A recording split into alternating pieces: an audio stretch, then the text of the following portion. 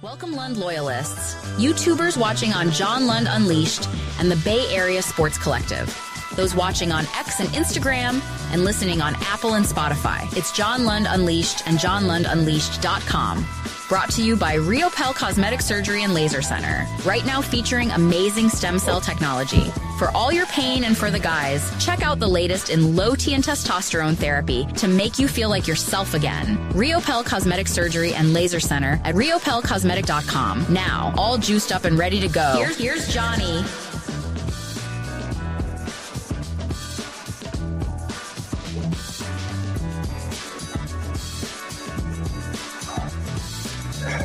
Oh, yes, 8:07 on a Monday, episode 102, John Lund Unleashed. Thank you for making the time. Missed you in the one day we were apart. Saturday we had a great show. There you go. Weekend recap. Dubs are back into 6-0. The Giants are rolling against the Reds. They got the Astros today. That's a big start. Got a lot going on. Deadline looms, but we already have news on it. And I know we've talked about it ad nauseum, but I think we can stop now. You know what I'm talking about. We just had some breaking news from the NFL meetings in Palm Beach, which we'll get to in just a second. It is episode 102. Thank you so much for joining us, John Lund Unleashed on YouTube. Make sure that you are subscribed, you are following, you're all telling your friends and enemies. Please hit the thumbs up. It helps the algorithm. That is definitely a help to the show.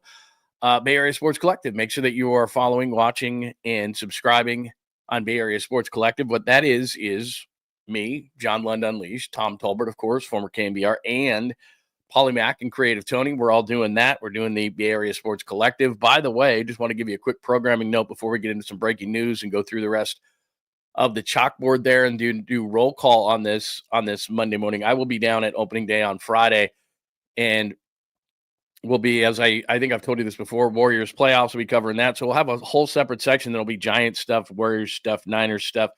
I'll be going down there a lot to all of those things because all of a sudden my schedule has opened up. It's crazy how that happens. But so in addition to doing the show, I'll reprise my reporter role that I did for so many years and try to give you great insight into players, coaches, all the kind of things that are happening amongst Bay Area sports teams. And I'll start that on opening day on Friday, just so you know. The breaking news before we get into the chalkboard is, and this is the quote, David Lombardi is at the meetings in Palm Beach, the NFL meetings, and this is no surprise. I've been telling you about it for a couple of weeks. I've done videos on it, written about it.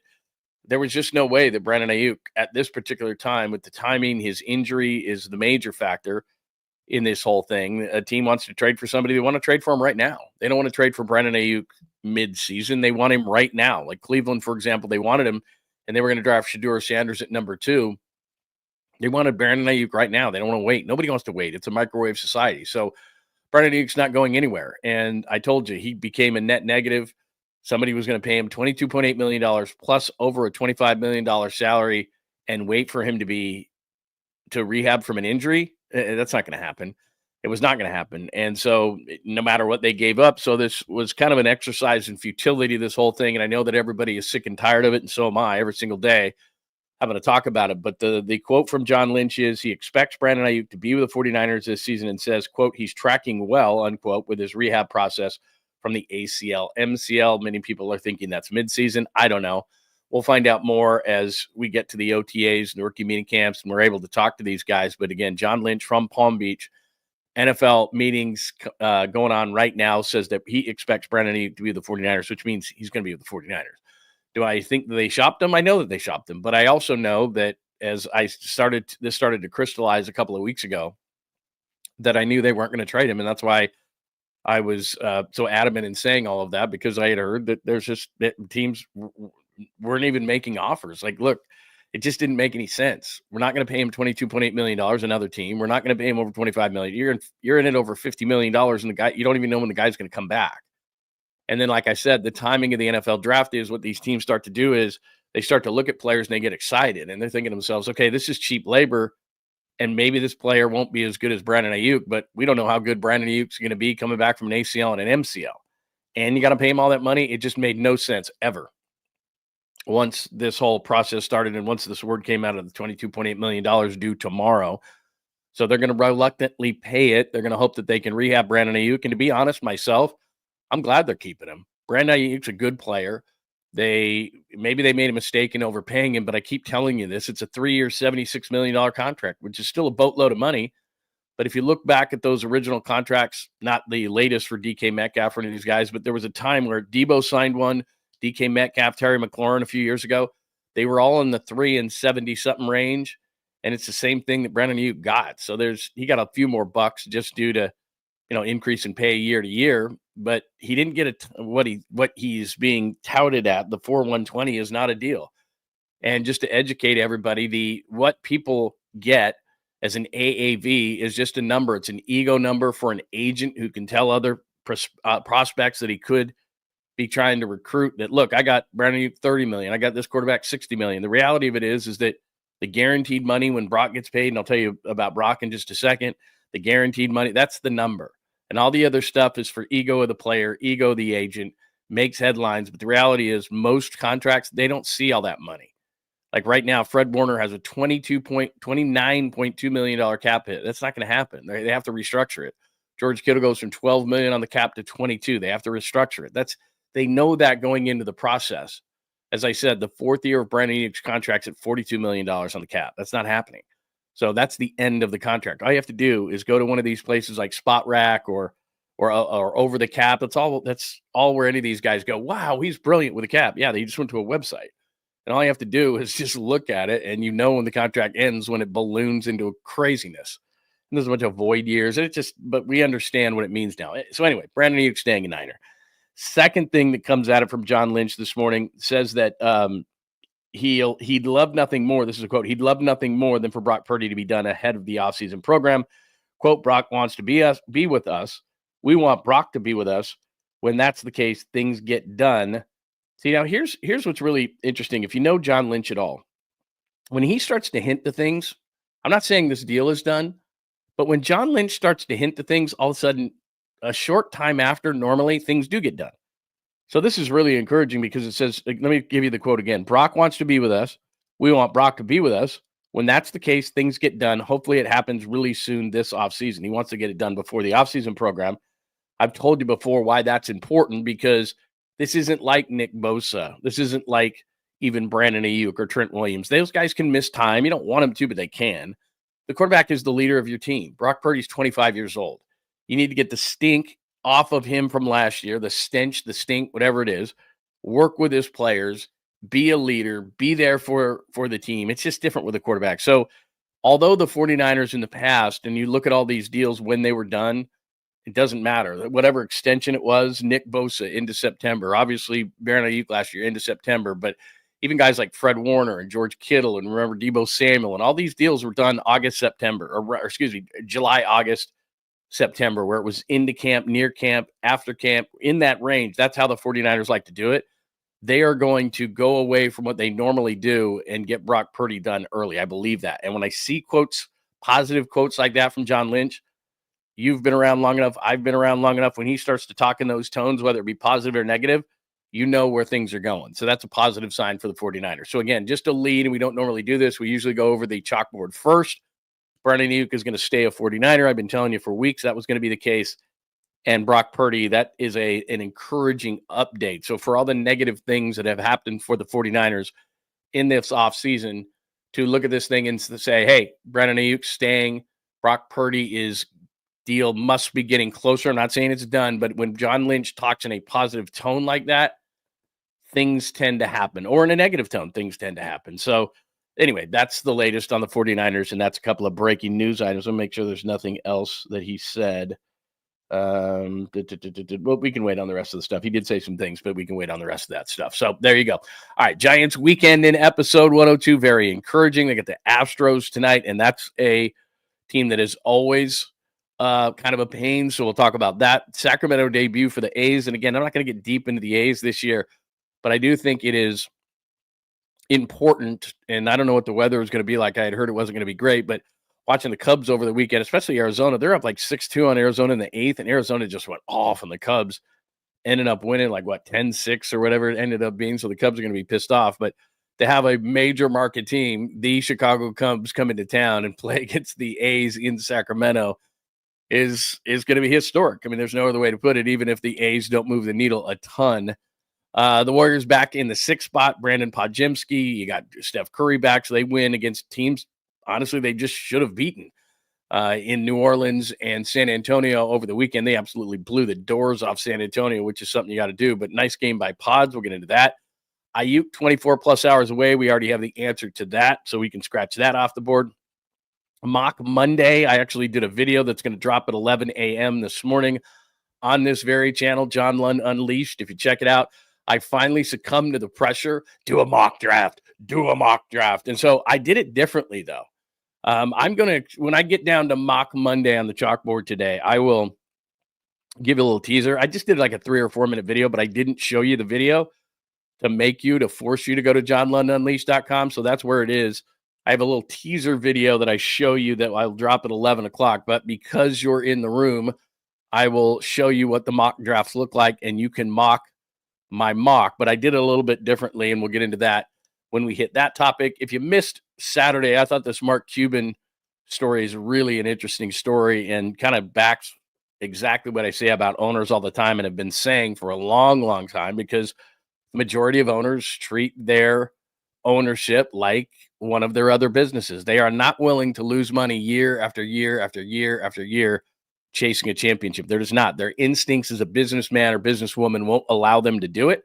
So they hit these limits and lines, and there are a few teams, a handful, probably less than 10 in major sports in America that want to win at all costs and don't care what they lose. Mark Cuban's one of those guys. So there was an interesting story that happened over the weekend.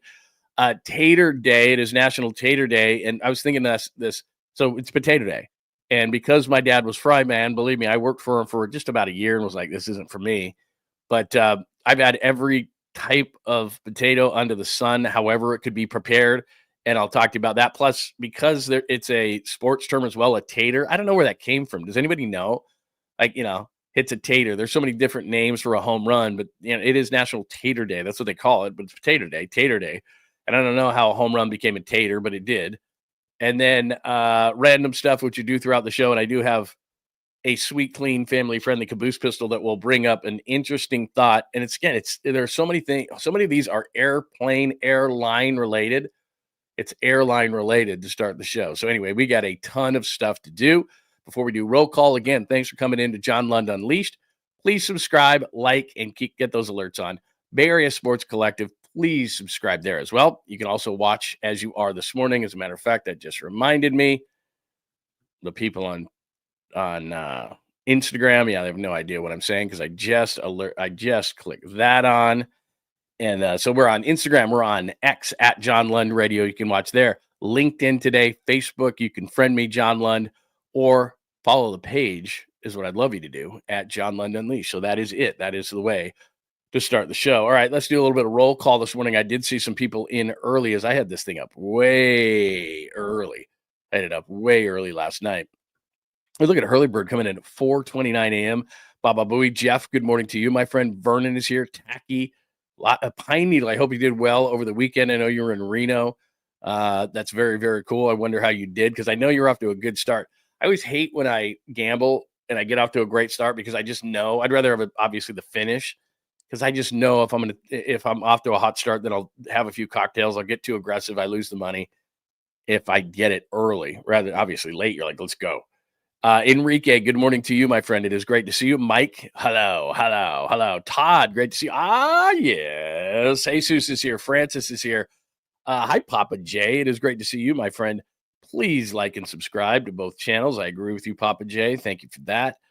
Snowed in Reno. That's what you're saying. Yeah, I heard about that. Snowed in Reno. Got a lot of I got some friends up in Truckee, and that's not bad. East Coast Red and Gold podcast. Definitely no surprise as to what Lynch said about Brock and BA. I would actually be very, very encouraged by the Brock news only because we knew the BA thing. We've known it for weeks. The Brock thing is really cool because, like I said, if you know anything about John Lynch, he's not Kyle Shanahan honest, but he's pretty honest and as honest as you can be, especially because lying season is 24/7, 365 now, but especially around the draft.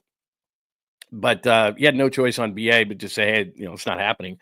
But also, as far as Brock goes, if things weren't encouraging, he wouldn't say it. He'd say, we're trying to get it done. He would temper expectations. But by him saying that, all of a sudden, everybody who comes to the 49ers is going to get hyped about this whole thing, and he knows it.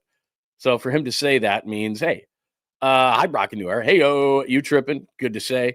Hey, that's cool. Like I said, I love Larry, man. I don't, we don't have to agree on everything. Just like as I always say in this room, we don't have to agree on everything that I say. Like people come back at me and think I'm going to be pissed off. I'm not pissed off. It's like, that's your opinion. It's cool. It's sports.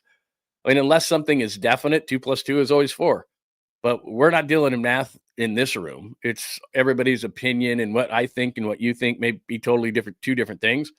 I've said this in comments all the time to people. We can still be cool. We can still be friends. We can agree to disagree. Now, a lot of times in our country, when it comes to politics or other things like that, but that's why we don't talk about that here. Sports is cool, man. You want to disagree with me? Totally fine. And I know Larry and I have talked about it a million times, but it's coming out of John Lynch's mouth now. John Holmes, thank you. Yep, that's, I didn't put that on the board today. I'm so pissed that I didn't, because I did it early this morning, and then this stuff came out on Greenlaw. So thanks for reminding me, John Holmes, and good morning. I've got to talk about this Dre Greenlaw thing because it's really interesting, and you can blame his dad, by the way, for this analogy that he came up with. We'll do that. We'll talk about that today as well. Bebop Jones, it is tremendous to see you this morning, and I like that name. Very, very nice. A Fiend, very nice to see you this morning, my friend Joy. Hello, Joy. Hadn't seen Joy in a while. I was like, did I offend her? Is she leaving? I'm so bummed out, but it's great to see her in here this morning. Great group of people. Hi, Victor. Nice to see you, my friend. He wanted his own identity, whatever that means. Yeah, I'm going to discuss that because I always look. Dad gives great advice. I can't tell you how much advice I took from my dad and how much of it was right on point. But sometimes you got to, I don't know. I don't know the situation, but it sounds to me like he basically said, you can be your own Michael Jordan. And I'm like, okay. I remember Alvin Harper, the Cowboys. He was a great number 2 to Michael Irvin. I think he went off to Tampa Bay because he thought he was going to be a number 1, and it didn't work out. Some guys are number 1, some guys aren't. We're going to find out about Dre Greenlaw, especially coming off an Achilles. That's not the easiest thing to be coming off of. This is my good friend Dom. Saw a email with your name on it this morning talking about those logos. Very cool, man. It is tremendous seeing you. Keeping the faith. Good morning to you. That's cool. Dig it. What else do I have? Good morning. Good morning. Good morning. Oh, okay. Joy's been sick. Bummer. Yeah, we have, when sickness goes around our house, man, I just stay in the studio, and it smells like it smells like a guy's been living in a studio. So yeah, that's what I do when everything's gone. Our first super of the day, and we're just 17 minutes into the show. Thank you, SGA Sports Talk Channel. Hi, John, and good morning. You are the GOAT. Wow. That's quite the compliment. I don't know that I can live up to that compliment, but I love it. And thank you so much, SGA Sports Talk Channel. Thank you for supers. Any donations to the show are greatly appreciated. They stay here some. My son is in college, as we all well know. By the way, he's smoking it right now. He's writing for ASU football, and it's so popular down there that his channel is growing hugely. So he's doing a nice job with that. So a lot of it is going there too, but thank you very much. Donations are always appreciated. Supers are always appreciated to support the show. In Boston over the weekend, Todd, men's, women's, paired ice skating won gold, and Tacky has a pistol in his caboose. Was that where Marcus Thompson is writing? Because Marcus Thompson of The Athletic, who's one of my favorite people in this whole world, was writing a lot of figure skating, ice skating stories, and he's awesome. He is just so good. So they're like, we can't just have you on basketball. You got to do all sorts of stuff. I love Boston, dude. It is so fun to go there. In fact, and I don't mean to bring up my son twice in like 2 minutes, but as I've told you, he's going to write in the Cape Cod League this summer. He's going out there, and we're going to visit him. And Cape's like, 75 miles from Boston. So we're going to go see a Red Sox game. I haven't been to a Red Sox game in probably 10 years. And just love Boston. Just have a great time with it. I don't want to live there or anything. I think I've told you the story before, and then we'll get into the show itself. Probably when I did go to Boston last, haven't been to that Red Sox game in probably 10 years. Haven't been to Boston in probably 6 or 7 years. And it was late in winter. And so I thought to myself, well, it's not going to be that cold. I don't know how stupid I was not checking my phone.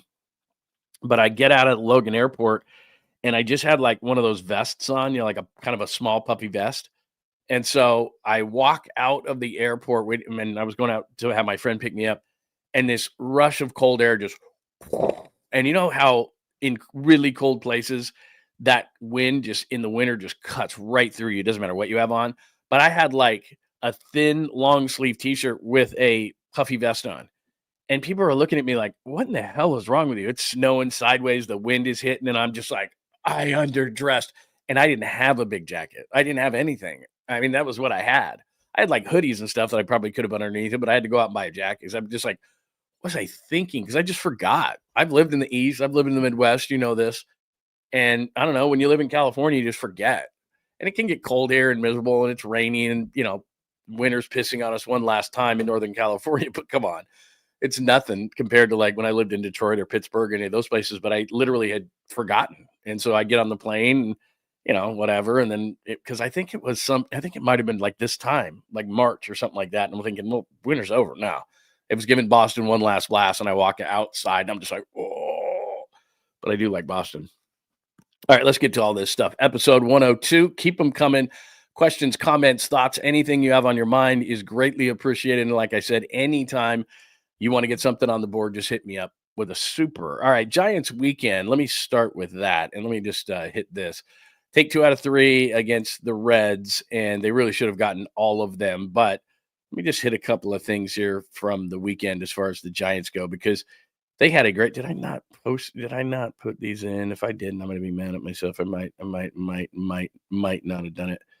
All right, give me 1 second because I want to hit these up. Yeah, I think I put them in my system and then I didn't transfer them over. So let me do this real quick in regards to the Giants. Yeah, I didn't. Yeah, I did send them. Maybe I just didn't put them in. Okay, give me 1 second. I want to put a couple of these things in here. In fact, you know what I'm going to do? I'm just going to make this easier on us. Hang on 1 second. I didn't put these in. Because I wanted to refer to a couple of players here. Okay, real quick. 2025. There we go. I think this will help. This will work. Yep, this will work. All right, let's do this. I'm going to put this on the screen. This will work just as well. Share my screen with you. Giant stats. I had marked these up a little bit to make it a little bit easier on us, but hopefully you can see those. So, again, it's one series. I'm not freaking out. I'm not freaking out because Lamont Wade Jr. went 0 for 10. Tyler Fitzgerald came up in the last couple of games, scored some runs. Willie Adames just went 1 for 11. He did hit a ball yesterday down the left field line that was close to going out, was foul. Matt Chapman hits the big home run yesterday. Elliot Ramos, we said this, and I'm not going to say after one series that we have our answer, but I said all offseason, is Elliot Ramos the first half guy or is Elliot Ramos the second half guy? Hit a couple of home runs, hit one obviously on opening day on the Oppo Taco to make it 3-2, and they'd eventually win that game. And then he hits another one yesterday. So Ramos looks good. Even though Jung-Hoo Lee, you would think, he wasn't amazing in this series, but he scored 4 runs, did Jung-Hoo Lee. Got on base in that first game a couple of times, scored a couple of runs, had a key 2-out hit yesterday, had a couple of guys that he picked up, and he got a 2-out single, which was absolutely huge. So, and then Wilmer Flores, as I said, I'm not going to proclaim Wilmer Flores to be back, but he had that big home run on opening day, had another home run yesterday. So he's got 2 home runs in the first 3 games. He had 4 home runs all of last season. So that's what the offense did. And you got to say that the offense, as a general rule, 5 home runs. Now it's Great American Small Park. I get that. But in 98 at-bats, 5 home runs over the weekend. Just to let you know, and I did this in my Giants preview, which is still relevant if you go to johnlundunleashed.com, is that they were 7th best in home runs on the road last year. Oracle Park was the hardest place to hit home run in baseball last year, but the Giants offense in home runs on the road was 7th. So this team is not devoid of power. It's just they play in a really difficult ballpark. And then as far as the pitching is concerned, I'll go to the starters in just a second. But if you look there, Camilo Duvall, Randy Rodriguez, Tyler Rogers, Lou Trevino, Eric Miller, all of those guys with a 0 ERA in the first couple of games. They were used quite a bit, and they will be because they're just not going to overtax starters anymore. Ryan Walker was the only one to give up a run that was in the first game, but I'm not worried about Ryan Walker unless you're talking about a tight back, which he does have, but he should be fine, they say. So the relievers at least for one series. Really, really, really good for the relievers. They have a 1.69 ERA, nice. And overall, the team has a 3.46. Robbie Ray, it was the weirdest start yesterday if you watch the game. He has a 5.06 ERA, but he retired the first 15 hitters of the game, was absolutely cruising through 5 innings, and then just lost it. Literally just lost it.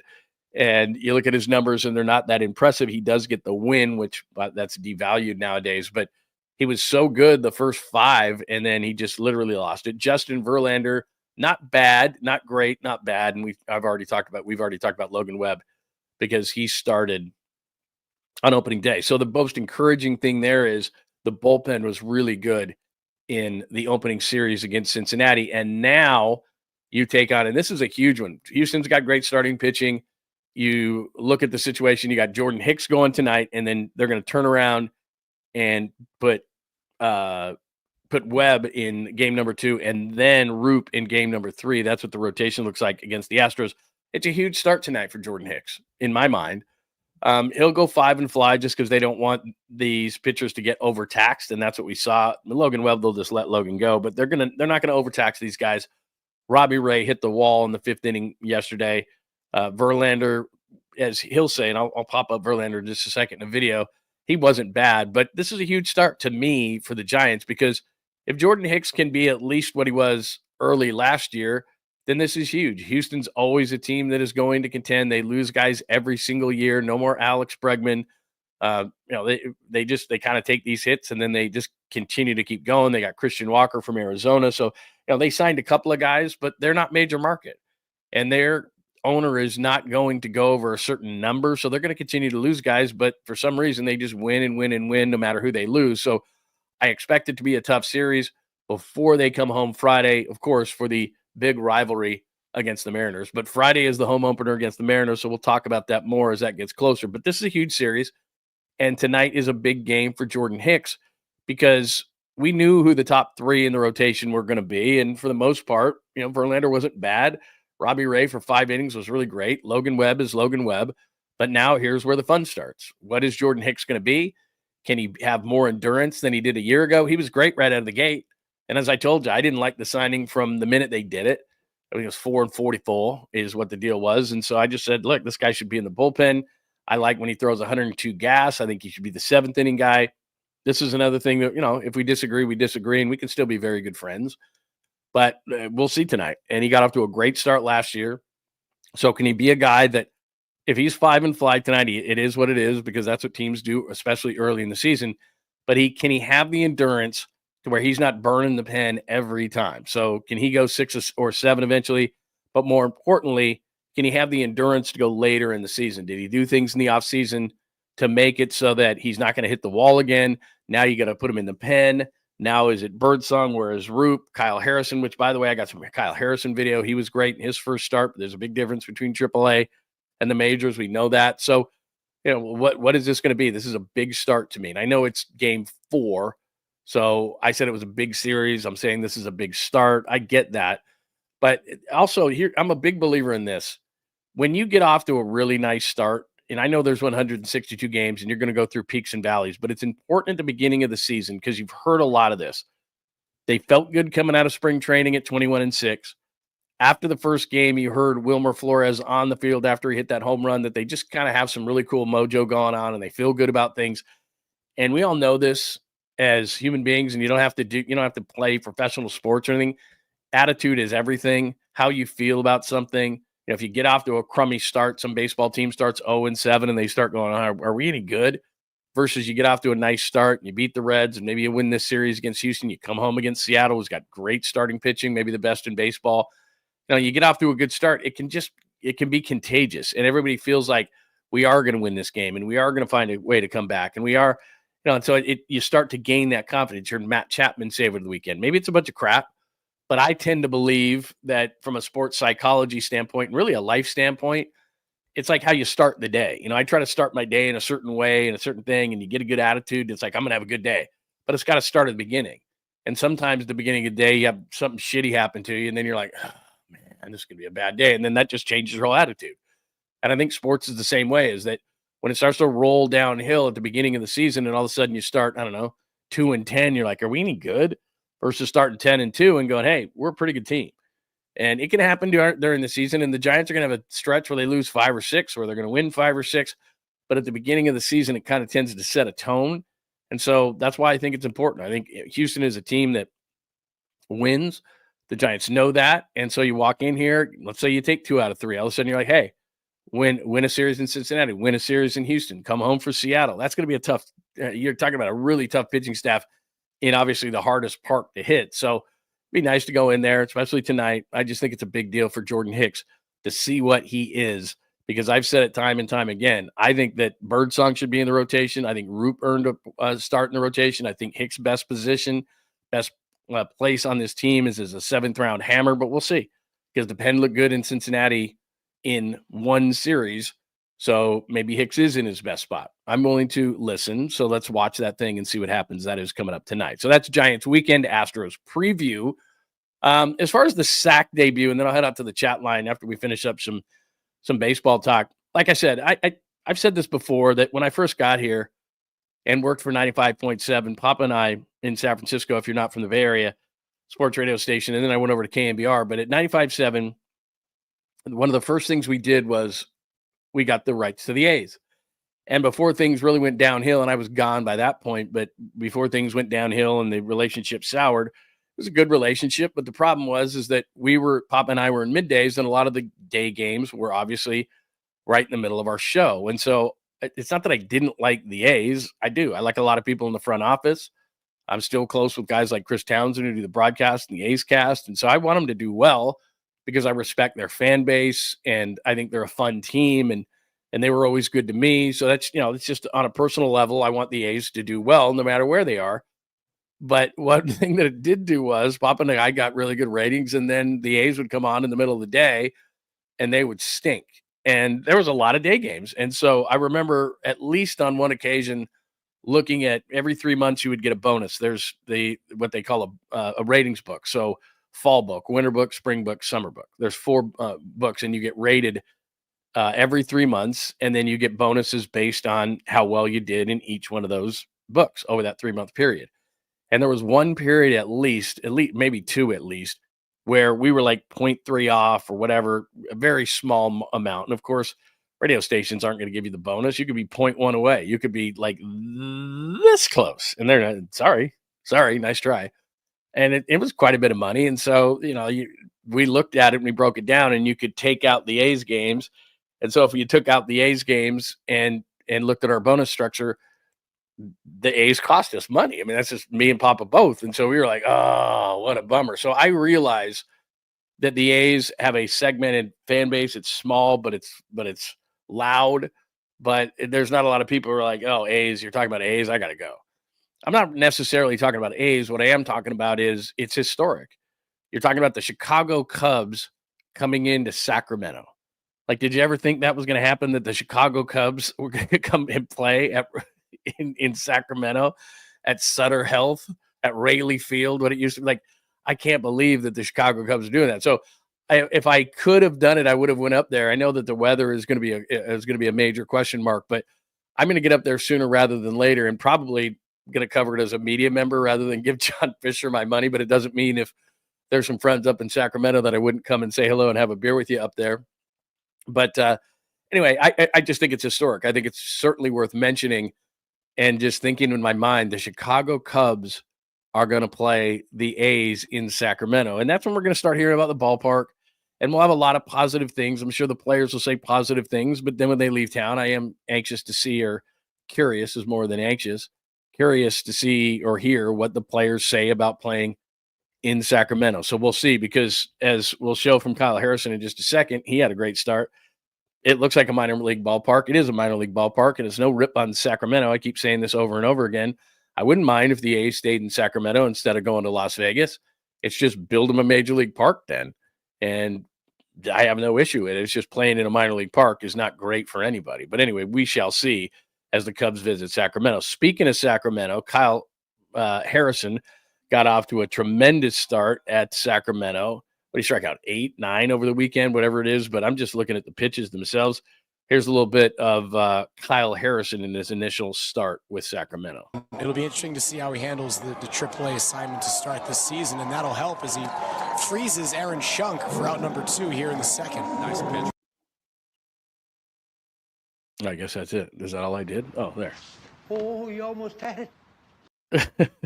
Anyway, there's little Kyle Harrison. He was very good, and that's a great sign because if Kyle Harrison is pushing, and like I say, a guy like Jordan Hicks, got to keep you on your toes because if Jordan Hicks is not pitching well, then there's Kyle Harrison down at AAA. Now, there's two things to that. AAA hitters aren't the same. We've seen that. We've seen a lot of guys have success in AAA and not translate it, but it's a hitter's league. I mean, when you're talking about places like Sacramento, places like Salt Lake City, places where the ball really flies out of the park, then it is much tougher to pitch there. And one of the Carsons was Wisenhunt over the weekend. He had like 9 strikeouts. So the depth at Sacramento is something to really watch because if the Giants pitching doesn't get off to a great start, they've got 2 or 3 guys down there. Mason Black is down there. They got like 3 Carsons down there. They've got depth in the organization that is ready to go. So if a guy like Hicks struggles, put him in the pen, make him the 7th inning guy, and you got some guys down there that can get things going. I love Birdsong. I hope that we get to see him in short order. And like I said, Landon Roop is going to start game 3 of this series against Houston. I think it's an absolutely huge start for him. So the top 3 are there. Hicks probably is going to be given a lot of rope in the 4 hole. And then you got a bunch of guys down there that are going to be pushing for spots. But the first couple of starts for Sacramento between Harrison and I think it was Wisenhunt have been absolutely great. So anyway, there's the latest on the Giants. Giants weekend, Astros preview, Sacramento debut for the A's against the Cubs. That is coming up this week. Like I said, somebody can update me on the weather, but I heard weather was going to be an issue up there. So we shall see. Any thoughts on the Giants over the weekend? Your enthusiasm level as you see 2 out of 3. Are you sitting there going, Giants are still the Giants? It's just 3 games. Let's see. So there's a good question right there. Chug a beer. See, I knew we were already going to get to this. I cannot chug a beer on Monday. I can chug a beer on Monday. I can do whatever I want, but I've got a lot of stuff today. Plus, I know this is hard to believe, but I am going to go to the gym today. I know. Let's see. I've been saying for a while the Giants need to get Vlad Jr. What do you think, Tony? Hi, Tony, and thank you and welcome.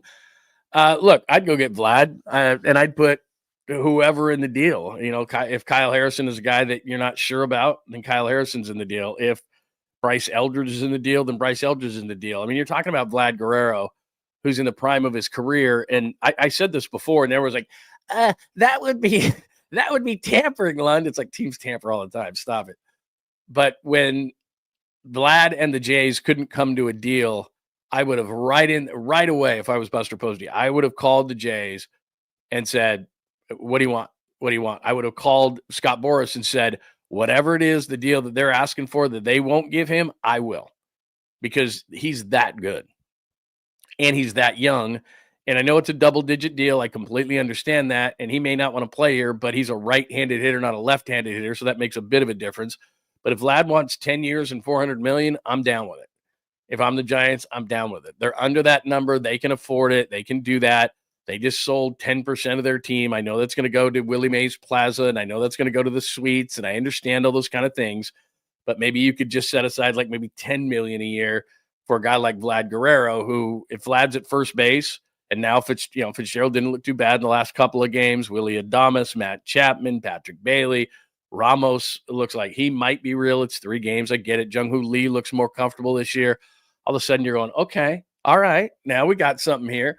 Now, the guy's got to want to come here. Here's the other thing, too, is we all think like an old school mentality, like, well, the guy got traded there. He's got to go. Well, the guy, you got to make sure if you're going to give up all that, Vlad signs an extension on the spot before he even lands in San Francisco. You're not trading for the guy and hoping, gee, I hope he likes us. I hope he likes it here. Look, it's a bad ballpark to hit in, even if you're right-hander. So if Vlad wants to sign, if I go to Boras and say, look, we're going to make a trade for this guy, it's 10 years, $400 million. He's got to sign it. Like whatever you ask for from the Jays, we'll do it. We're that desperate. We need that kind of bat. We need that guy. We need it's been a long time since we got Barry Bonds, and I'm not saying Vlad's Barry Bonds, but he's a damn good hitter. And it's a position of need. And it's not that I don't think Bryce Eldridge is going to be good one day, but I'm not one to hoard prospects like the Giants have over the last number of years. It's time to make moves. It's time to win. You won that last World Series in 2014. And as I said, they've had 6 losing seasons in the last 10 years and won 500. So essentially 500, it's like, whatever. To me, that's 7 losing seasons in the last 10. You got to do something. You got to change something. You're a major market team. Start acting like it. Like, I'm enthused by the Giants start, but one thing that I'm consistent about is I'm not saying they act like the A's, but they don't act like a major market team. This is the 4th largest market in the country, and I've said this over and over and over again. Now that the A's are out of the market, even though Sacramento's not too far, they're out of the market. You're the largest single city Major League Baseball team. LA, New York, Chicago, the only ones ahead of you, and they all have 2 teams. So you run the market, you rule the market, you have for a long time, you have the money, don't tell us otherwise. And Bryce Eldridge is a nice guy, and I'm not down on Bryce Eldridge because of the spring. I don't care. But he also has defensive work to do. He's not a finished product. And Vlad Guerrero is a young guy still, right-handed hitter with a ton of power. You want to enthuse a fan base? You want to contend? That guy would do it. But, again, I just believe this, and I'm going to talk about this with Mark Cuban a little bit later on in the show. I believe that the Giants want to win to a certain extent, but I think they'd rather make a profit. I think they think that the ballpark is the star of this team, not any individual player. I think they want to win to an extent. Now, if they were the Dodgers, if they were the Warriors, if they were Mark Cuban's Mavericks, if they were that kind of a team, yeah, I think they would explore that and go hardcore at it. But I don't necessarily think that's them. But I could be wrong. But thank you for the question. I appreciate it. A couple of more supers before we keep moving on. That comment last night, it's not a lady beer. Yeah, you know what? What's funny is I cleaned and thanks for the, let me see. I'll just call you 13. 13, I cleaned out my garage fridge this weekend. My wife was gone, so I had all these projects that I did, and one of them was cleaning out my garage fridge, which isn't overly interesting for you to know. But, I still had, so I, all the 12-pack, all this stuff, and I reorganized everything, and I had like 2 of those left. And I could have drank them, and I was like, those are probably going to sit there a while. Because I drank, like in 2 days, I drank a bunch of. Will they be merch? It's not a lady beer. You know what? That's a hell of a good point. You know what? Why not? You just brought up a great point. I think, you know what? I can put like a bottle. I'm going to look at that today just because of you. That was a great point. And thank you for the super, and thank you for supporting the show, 13. It's not a lady beer. I think the funniest one with that one was it's a señorita beer because it was a Corona. If you don't know what we're talking about, I was drinking during opening day when Larry and I did Bottom of the Pint, which is a new show we're going to do on Fridays for every Giant show. It's an interactive Giant show that goes on during the game. That I was drinking a beer. So that morning, Thursday morning, I went to the store and I had a bunch of beers in my outside fridge, but there were a lot of IPAs and like 10%ers and all that. I'm not sucking down those during the game. I'd be falling off this chair by the 3rd inning. So I go out to just get, sipping beers. And I'm not like a Coors Light, Bud Light guy. Those don't do anything for me. I like Mexican beers like Coronas and all that kind of stuff. And so I'm about ready to grab a 12-pack of some Coronas, and then I look, and it's a like a summer beer, and it's spring, so I felt, you know what? I had hot dogs and peanuts in my cart and all this kind of stuff. I thought, you know what? I'm gonna spring summer beer. I'm gonna do that, and it was a citrusy Corona, and it was a little overly citrusy for me, but they were easy drinking. And so I put some down, and then people started to give me grief. And then on, I guess, Friday, did we suck down beers? Friday, I took a shotgun to a couple of those beers, and now they're kind of sitting in there. There's like 2 left, and I'm like, yeah, I've had enough of those for a while. That's all. No, I'm not high. It's just Monday. I'm definitely not high. It's Monday. I mean, that's all it is. But look, it's not that I don't imbibe. It's just, that's just how it is. All right, so there we are. Giants weekend, Astros preview, sack debut. Let's get to some NBA talk. And by the way, just so you know, and let me reset this because we're 44 minutes into the show. John Lynch said today at the NFL meetings, I'm going to keep Brandon Aiyuk likely. I've been telling you that for weeks. Didn't make any sense the other way. And the second part is they're hoping to get a Brock deal done, and he sound enthused. I wouldn't be surprised where we sit in March, something or other. I wouldn't be surprised if they got that thing done within a month. It's just based on John Lynch's enthusiasm. I wouldn't be surprised they got that within a month. But after we talk Warriors here, it says Aiyuk 24 plus hours. We already know that news. But the thing I didn't put on the board is the Greenlaw talk. We'll get into Greenlaw and him leaving the 49ers because there's some new news on that. So add that to the chalkboard, even though it's not up there. All right, let's share the screen. Good weekend for the Warriors this weekend because they did what they're supposed to do. They didn't do anything extraordinary, although Podziemski last night was really, really good. But big for the Warriors last night to get the win over the Spurs, and Friday night to get the win over New Orleans. Those are two bad teams, and that's what you're supposed to do, but pretty impressive. They just blew the doors off the Spurs. Look at that, 44-27 in the first quarter, 43-29. So 148 to 106. Hardly had to play the starters. Look at Steph right there, only 26 minutes, and probably could have been less than that. Draymond stays down at 21, 23 for Jimmy, 24 minutes. They played Moody. Look at Moody, 20 minutes, 7-11, 3 of 6. He's just getting better and better. But Pods was the story, 9 of 14, 7 of 9, career high, 7 threes, and 27 points for Podziemski. I still would have traded him in the offseason. You could yell and scream at me all you want when they said he was untouchable. He's not an untouchable player, but what my point is here, and we'll get into Jonathan Kuminga in a minute, you only see the 6 minutes and 34 seconds for Kuminga on the board there. But if going into the playoffs, I know we talk about this all the time, and I talked about this when I did the preview for the Giants, which is up at johnlundunleashed.com and still very relevant, is it's about putting players in the bank, right? So Jimmy Butler every night in the bank. Steph Curry in the bank. Draymond Green in the bank. In other words, I know what they're going to give me. And so I'm good with it. Now, I'm starting to look at Brad and Podziemski. If he can be a player that I can bank, if Moses Moody is a player I can bank. Now, Moody every night's not going to go 7-11, 3 of 6 for 20 points. I understand that.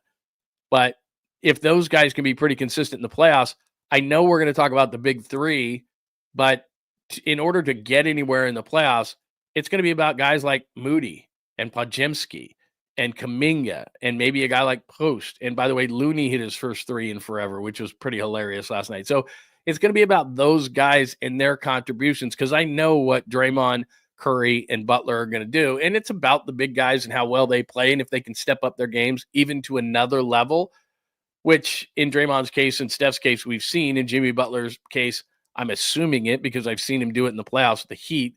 There is playoff Jimmy after all. That is the thing. So I have confidence in those guys. But when you see Moody play like he did last night and Podziemski, and the Spurs stink and they have a lot of injuries, I get it. They're basically tanking at this point so they can get another quality player to a bunch of good young players that they have. And Wembayama will come back and Devin Fox will be there and it'll be all those kind of things. So, they're going to be really, really good at some point, but it's not now. So they took advantage of that team, but it's just a really nice situation for the Warriors if they can get those players to step up on a more regular basis. And you see, especially in Podziemski's case, he is really stepping up his game. So that is very encouraging. And then you know what we're going to do because this is what we have to do. This is what's required when after a weekend of basketball, we have to show you the standings. Of course we do. And this is the good news is that the Warriors are back in the 6th seed. So maybe that's good. Maybe that's bad. Get off my screen, please. Thank you. There's your playoff picture right there. So the Timberwolves did win last night, but the Warriors get some help as the Clippers lose. So the Clippers lose. So 43-31, still in the Nuggets bracket side. Clippers and Timberwolves now both with 32 losses. So it's not like you can go take a deep breath, and we'll get into the schedule in just a second. But they're back not having to play in the play-in. Plus, I keep talking about, I'd rather play the Rockets than the Nuggets. And I still would because I hate the matchup. Hate, even though I don't use that word. I just used it 6 times. Do not want to play the Nuggets in the first round, but the Rockets have won 12 of 13. So I don't know if the Rockets are going to be just an 82-game team and then in the playoffs flame out because we've seen teams do that, especially young teams, but they're pretty damn good. So that's what it looks like right there. Let's skip the East. Who cares? So we know Oklahoma City is going to be the one. There's Houston right there. They're playing great basketball. As you can see, 9-1 in their last 10, lost and won 3 in a row. Denver, the Lakers are struggling a bit right now, so that's interesting. Memphis, as we said, just fired their coach, and that's next up for the Warriors. So they could easily, I think, catch the Grizzlies. Grizzlies are only 1 game ahead in that loss column. So if you look at right there, let's just concentrate on the Lakers, Memphis, Golden State, Minnesota, and the Clippers. Between the 4 spot, 29 losses for the Lakers, and the Clippers at 8, That's a 3-game difference between those teams. And I know that there's only 8 games left. So 3-game difference, 8 game left, 3 behind the Nuggets. That's too far I think, even though they do play the Nuggets at home, but 2 behind the Lakers. So they could get as high as 4. They could drop as low as 8. And we've got 8 games left in the season. Absolutely crazy. But that's what it looks like for the Warriors. And then we've talked about the schedule. It is not easy for the Warriors coming down the stretch. Let me just pop this up for you really, really quickly. Give you and then we'll head out. We can talk some. We can go to the chat line and talk some Warriors. But let me go up here. It's so much on the thing today. But give you the standings or give you the schedule. Oh, you know what? I didn't pop the schedule up now. Jeez, what am I kidding? Anyway, schedule's really easy to decipher. Not that it's easy, but they play Houston. They play the Nuggets. They play the Clippers to end the season. They got another gimme against San Antonio. But from this point forward, this is tough. And you're going to play the teams that you have to beat. So you don't play Minnesota again. But again, just kind of reiterate that one. They've got the tiebreaker over Minnesota. The Clippers have the tiebreaker. The Clippers, they haven't played the Clippers in 2025, but they've got the Clippers. The Clippers lead that series 3-0. So if it comes down to that last game of the season, which is Clippers at Warriors, then that's going to be a big one. But that's what happened over the weekend. Beating the teams you're supposed to beat. Good progress and good signs from Moody and Podziemski. And you got some rest for Steph Curry. You got some rest for Draymond Green. Got some rest for Jimmy Butler. So they did what they were supposed to do over the weekend. No surprises, which is nice, especially that New Orleans game where for a minute there, I was like, come on. But they ended up blowing out both of those teams, which is absolutely huge. So that is the story for the Warriors. As we look at the chalkboard, Warriors back in 6. There's Rock a New Era right there. Memphis is a dumpster fire. In fact, I expect Memphis to drop all the way to 8. I mean, I don't know what was going on with Taylor Jenkins, but when you fire your coach with like 2 weeks left in the season, so that's an issue. Yeah, I did see the brawl. Thanks, Jazz fan. I did see the brawl. That was absolutely crazy. Like I said, I could tell the story about the Malice at the Palace. I was at that. So it wasn't quite Malice at the Palace. Yeah, there you go, Christopher. You hit it. It wasn't quite Malice at the Palace, but yeah, that was crazy. And give Detroit credit, by the way. The Pistons, all of a sudden, they went from 14 wins to like, what do they have, like 41 or something like that? Just crazy. But yeah, I was at Malice at the Palace. I was working in Detroit. It was a Friday night. And it was, I mean, I don't even know where to start with that kind of thing. And like I said, I don't know if it's like this anymore. I got to watch a Pistons game more closely. But they used to have these chairs that would sit, right? So you had the benches, and then you had like a walkway, a circular walkway that went all the way around. And then you had these chairs for overflow for media. And that's where I sat a lot of times. And so I was right behind the Indiana bench in this folding chair when all that happened. And Ben Wallace and Ron Artest went over the table, obviously, in the middle, the scorer's table. And that was probably, I don't know, 10, 12 feet from where I was. And I didn't wait around. I got up. You can make fun of me for this. I got up and went towards the tunnel, kind of stood in there as the whole thing. And I'm watching this whole thing and I'm just like, you've got to be kidding. Like, I thought seriously, it was like a dream. Like, I'm just like, this is not happening. Because like I said, you just don't know what's going to happen in those kind of situations. People are coming down on the floor. I'm like, I am getting out of here. I'm getting out of here. It was crazy. Just a crazy day. All right. Any questions, comments, thoughts? Rasheed Wallace. I got a lot of Rasheed Wallace stories. Because I was in Portland. What's funny is Rasheed Wallace was in Portland and major pain in the ass. And then I moved to Detroit to do mornings in Detroit. And a short while later, Rasheed gets traded to Detroit. It was wild. I was like, is Rasheed Wallace following me? Yeah, Cade Cunningham. He's no joke. And he was great in college, but at Oklahoma State. It was number 1 overall pick in the draft. It's just kind of taking him a little bit of time, but they had just this mismatched roster. Like as good as Cade Cunningham, and he's been good since the beginning. He just took it up another step this year. But it was like the roster was like, what in the hell? They had like 5 centers and all this just weird stuff, and then they just kind of got this thing together, and they had all those draft picks, and they've just started to kind of come together. That's a good team. That's a good team. All right, what else do we got as far as Warriors before we get back into some Niners talk? I'm going to reset everything. Plus, I don't have Dre Greenlaw on the board there. Let's see. Tony says, thanks, Sean. For Warriors, I want to cement the 7 spot and face the Rockets. The only thing I get nervous about, and I've said this again and again, but I'll say it since you asked the question, I'd like them to be in the 6. I hate, and I don't like to use that word, but I do. I hate that matchup. And I'm using that word because it's Denver. Houston, it's not because they've won 12 of 13 and they're a good young team, and they do have guys like Fred VanVleet who have won before, so they're not completely young, but a lot of them mostly are young players that are propelling that team to where they are. 49 wins now in the 2 seed.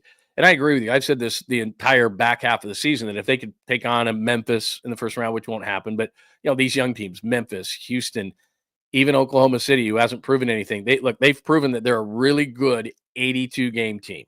Congratulations. You win the West, best record, blah, blah, blah. But now the playoffs are a totally different animal, and we'll see. The race to 16 is completely different than the 82-game regular season, and the Warriors know that as well as anybody. So they're not on that side of the bracket, though. So if they were to go in that 7, like you said, avoid Denver, which I completely understand the thought process there, and they take on Houston potentially, just what I don't like is you can lose at any time. It's like the NCAA tournament. So you play the 7. Let's say you play the Clippers in the 7-8 matchup, just for the heck of it. And Kawhi Leonard is on that night. It's a Kawhi Leonard night. And Norman Powell and James Harden's hitting. And look, Harden normally doesn't ever beat the Warriors in the playoffs, so I get it. But let's just say those guys, because they're quality players, they just go off and have a night. Okay, so now the Clippers are the 7 seed, and you're fighting between the winner of the Kings and the Mavericks. Looks like Kevin Durant with an ankle injury. So maybe I've been talking about Kevin Durant and the Suns. It could still be the Suns, depending on how that MRI comes back. But Anthony Davis and the Mavericks are starting to play well, and Anthony Davis dominates the Warriors. So all of a sudden, Anthony Davis has a night. And for some reason, you get beat by the Mavericks. So in 2 nights, you get beat by Minnesota at home, Dallas at home, you're out of the playoffs. That's what you're weighing against. Now, the assumption is, come on, Minnesota's coming in. We beat Minnesota. We're the 7 seed. We play the Rockets instead of the Nuggets. Makes a ton of sense. But it also is like, they've lost their last 3 playing games. I've said this time and time and time again. It makes me nervous. That's all. It makes me a little bit nervous. I get it. I don't want to play the Warrior, or excuse me, I don't want to play the Nuggets. But my God, man. Crazy. Let me pop this up. It is time to talk some Warriors. I did this at the beginning of the show, but if you just joined in, the quotes from John Lynch, essentially let me just say the quotes right. All right, and I'm going to tell you why I think these are really, really important. So the quotes this morning from John Lynch from the NFL meetings in Palm Beach. Here we go. He expects Brandon Aiyuk. I'm going to get their exact quote from Brandon Aiyuk here. That's Jim Harbaugh talking about Jake Moody. No thanks. Expects Brandon Aiyuk to be with the 49ers this season, and says he's quote unquote tracking well with his rehab process from the ACL, MCL. Thank you. A couple of different reasons. Number one, we don't have to talk about this anymore, and people are getting pissed off at me when they looked at the chalkboard and they said, Lund, you have Brandon Aiyuk up there again. Stop it, or I will kill you. We don't have to talk about it anymore. I've told you for weeks and weeks and weeks. I did videos on this. I wrote pieces about it at johnlundunleashed.com. It just made no sense after a while that you looked at it, and I told you this a couple of weeks ago. Look at it from the other side. In fact, I think I did a short that's up right now on the YouTube page, but I said, look at it from the other side. You're the other general manager. You've got to convince your owner to pay a $22.8 million, or to hand a $22.8 million check to Brandon Aiyuk, who's hurt. Not happening. You also have to pay his salary over $25 million. And oh, by the way, he's probably not going to be available till midseason. When you make a trade like this, and let's just put, there was a New England rumor, but I told you that I squashed that the day it was put out because it wasn't even a rumor or a report. It was just stupid people who can't can't be bothered to read a tweet that takes an extra 30 seconds.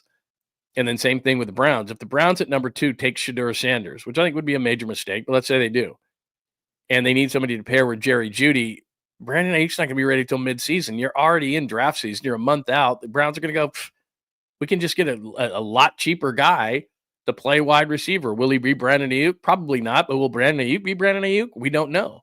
So it just made no sense for a team to write a big check, pay a big salary for a guy who's hurt. It just wasn't ever going to time out. So we talked about that, and I talked about it a couple of weeks ago. We've been talking about it for a couple of weeks. It just wasn't going to happen. Even if Jed York was pissed off, even if Jed York didn't want to stamp the check, 2 to tango, baby. And I've said that. Hey, Jed, this is Jed. Would you like to trade me Brandon Aiyuk? Okay, Jed. You can't do that. There are certain things you can do by yourself if you catch my drift. But there are things that you have to have a partner for. And you have to have a partner to trade. So they've never got that offer. I don't think they got any offer, to be honest with you, because it just didn't make any sense. Hey, do you want to trade for Brandon Aiyuk?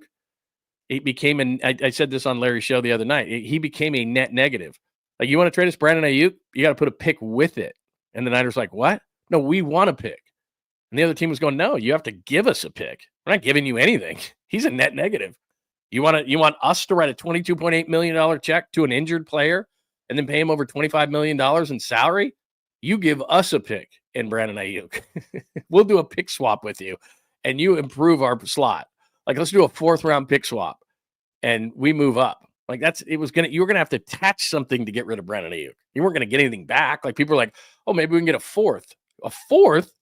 They were going to say, let's do a pick swap, and the advantage to us is pick swap. Like, we win the trade.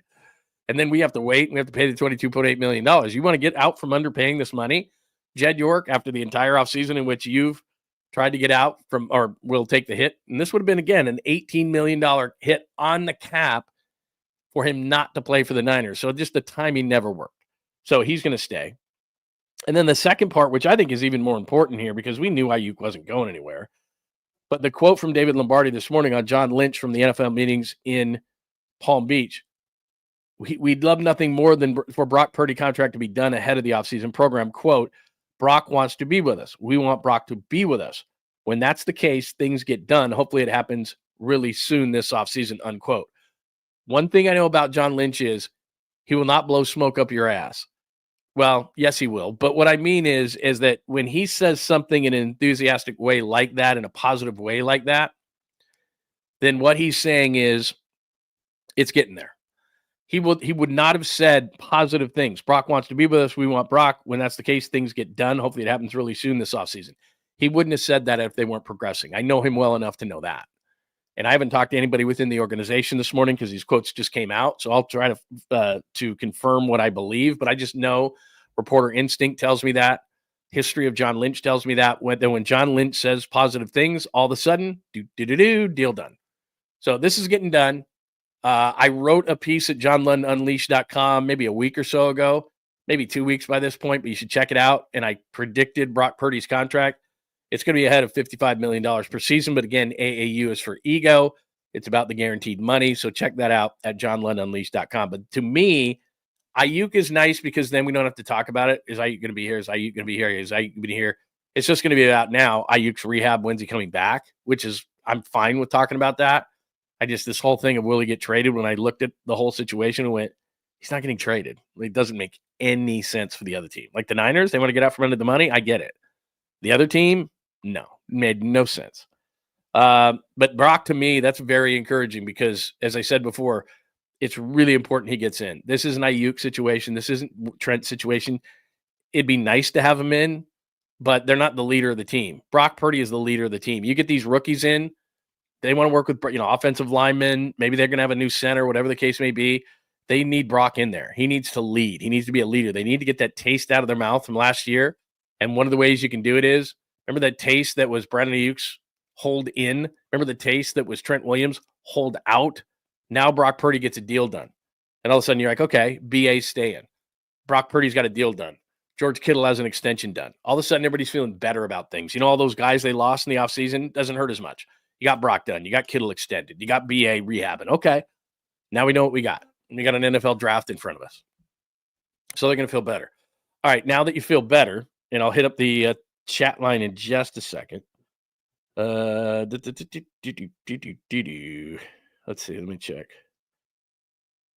Yeah, no, there's no doubt. That's what I mean. It's you got to have him in because he's got to get on the same page. And I know I was talking to Krug the other day, and he was talking to Brock Purdy. He said Brock Purdy said it takes about 3 weeks to get on the same page as a receiver. I get that, but where this is all born from is the offseason. And Brock's going to get a deal done, and therefore his agent's going to say, okay, go do whatever you want, work out with the guys. And you take all these guys, and you go to San Diego or wherever, and you go to the beach, and you hang out and you get on the same page with these guys and you throw and you throw and you throw and you throw and you throw. And that's when it's done. And you couldn't do that. Remember a couple of years ago, he's rehabbing. All these different things are going on. Brandon Aiyuk's not in because of the contract. Ricky Pearsall was a rookie. Like, you get on the same page with these guys. And I think that's huge in the offseason. Yeah, finally. Yeah, Adam Schefter's really been breaking some news. I love Adam Schefter, but he's become this guy where it's just like he's reporting obvious news all the time because he's on McAfee every week. So he feels like he has to say something, and he never says anything anymore. And there's no breaking news or anything like that. It's just weird, man. Anyway, whatever. All right, this Dre Greenlaw stuff. So here's the deal on this. So I listen to my dad. I'm sure you listen to your dad. My dad gave out great advice. He really did. Lots of stuff. They all of a sudden it's like, hey, you know what? Maybe you've lived a little, and you don't respect that when you're a certain age, when you're young, and you think you know everything, and then you get to a certain age, and your dad or your family, maybe it's your mom who you were closer to, and they start telling you stuff, and all of a sudden it's like boom, and it comes true, boom, and it comes true, boom, and it comes true. That kept happening with my dad. I'm like, hey, this guy knows a thing or two. I might want to listen to him. When you get out of that rebellious stage and you think you know everything, and then all of a sudden you listen to your parents or your family, or whether it was an aunt or an uncle or somebody who kind of knows and has lived a little, and you start thinking to yourself, this person may know what they're talking about. I think I'm going to listen to them a little bit.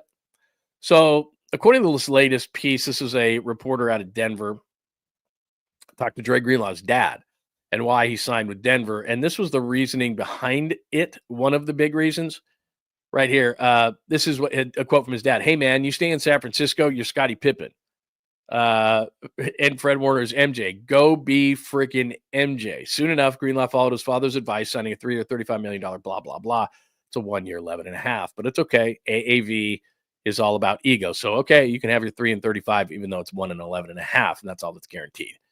Point is not the money. Point is, hey man, you stay in San Francisco, you're Scottie Pippen, and Fred Warner's MJ. Go be freaking MJ. Now, look, maybe Dre Greenlaw coming off an Achilles is MJ. Maybe he is. Maybe he is capable of being MJ. I'm not saying he's not. Maybe he just wants to be his man, the man. He wants to run his team, wants to run his defense. It really doesn't work that way, though, to be honest. Like, if you're a backup quarterback, then, yeah, you're Sam Darnold, and you want to go to Minnesota so that you can start. Like, there's only one quarterback on the field. I don't know if Dre Greenlaw's dad knows this. There's more than one linebacker on the field. He's not Pippen and MJ. They're not MJ and Pippen, those linebackers. There was Willis and there was Bowman, and Willis was a little bit better, and he was the first-round pick. I understand that. But if Dre Greenlaw has a better year than Fred Warner, then Dre Greenlaw's going to get those accolades. Fred Warner's really, really good, but there's room for two, I guess is what I'm saying. There's not just one great player. Like, if Nick Bosa's on the Niners defense, which he is, he's not MJ, and the rest of the guys are Pippins and everything else. If you play well, you will get your accolades, even if there's a great linebacker right next to you. Dre Greenlaw is great. Nobody said that he isn't. And so I don't know that that analogy works. I understand it from a quarterback standpoint. I understand it from a running back standpoint. Like I'm Jordan Mason, right? I'm behind Christian McCaffrey. I can't play when he plays. So get me traded. Understood. It can even happen from a wide receiver standpoint. I'm a number one wide receiver, and this guy gets all the attention. This guy gets all the targets. I want to go to another place. I understand that. It doesn't work that way defensively. It's not Dre Greenlaw and Fred Warner. It's not one can't be great because the other one's on the field. It really doesn't work that way. So, okay, if that's the case, the other thing I would be careful about, and I use the Alvin Harper analogy, but there's a million of them out there, is Alvin Harper did not want to be in Michael Irvin's shadow anymore, went to Tampa Bay, and he sucked. Why? Because Michael Irvin took all the attention away. Be careful, Dre Greenlaw's dad, because Fred Warner makes it so that Dre Greenlaw can do the things that he does. When you have a great linebacker next to you, that's not a bad thing. Ask Navarro Bowman. Patrick Willis, Navarro Bowman, having that guy. When you're great, then teams can just say, okay, let's take this guy out of the game. I'm not saying that Dre Greenlaw shouldn't have went to Denver. Whatever his reasoning is. But clearly that was one of the reasons. He said, you're Pippen. Don't be Pippen, be MJ. Okay. I don't think that necessarily works. That's not the linebacker position. Like, you can have two great corners and they can both get their accolades. You can have two great safeties. They can both get their accolades. You can have two or more linebackers. I mean, if you look at the linebackers of the Niners, of the Harbaugh group, with guys like Brooks and Alden Smith and Patrick Willis and Navarro Bowman, Like, they can all be looked at as great. You could have both linebackers go to the Hall of Fame. Like, Dre Greenlaw and Fred Warner could go to the Hall of Fame. They could. Had he stayed healthy and they won that Super Bowl, that's a step in that right direction. I think Fred Warner's going to the Hall of Fame regardless.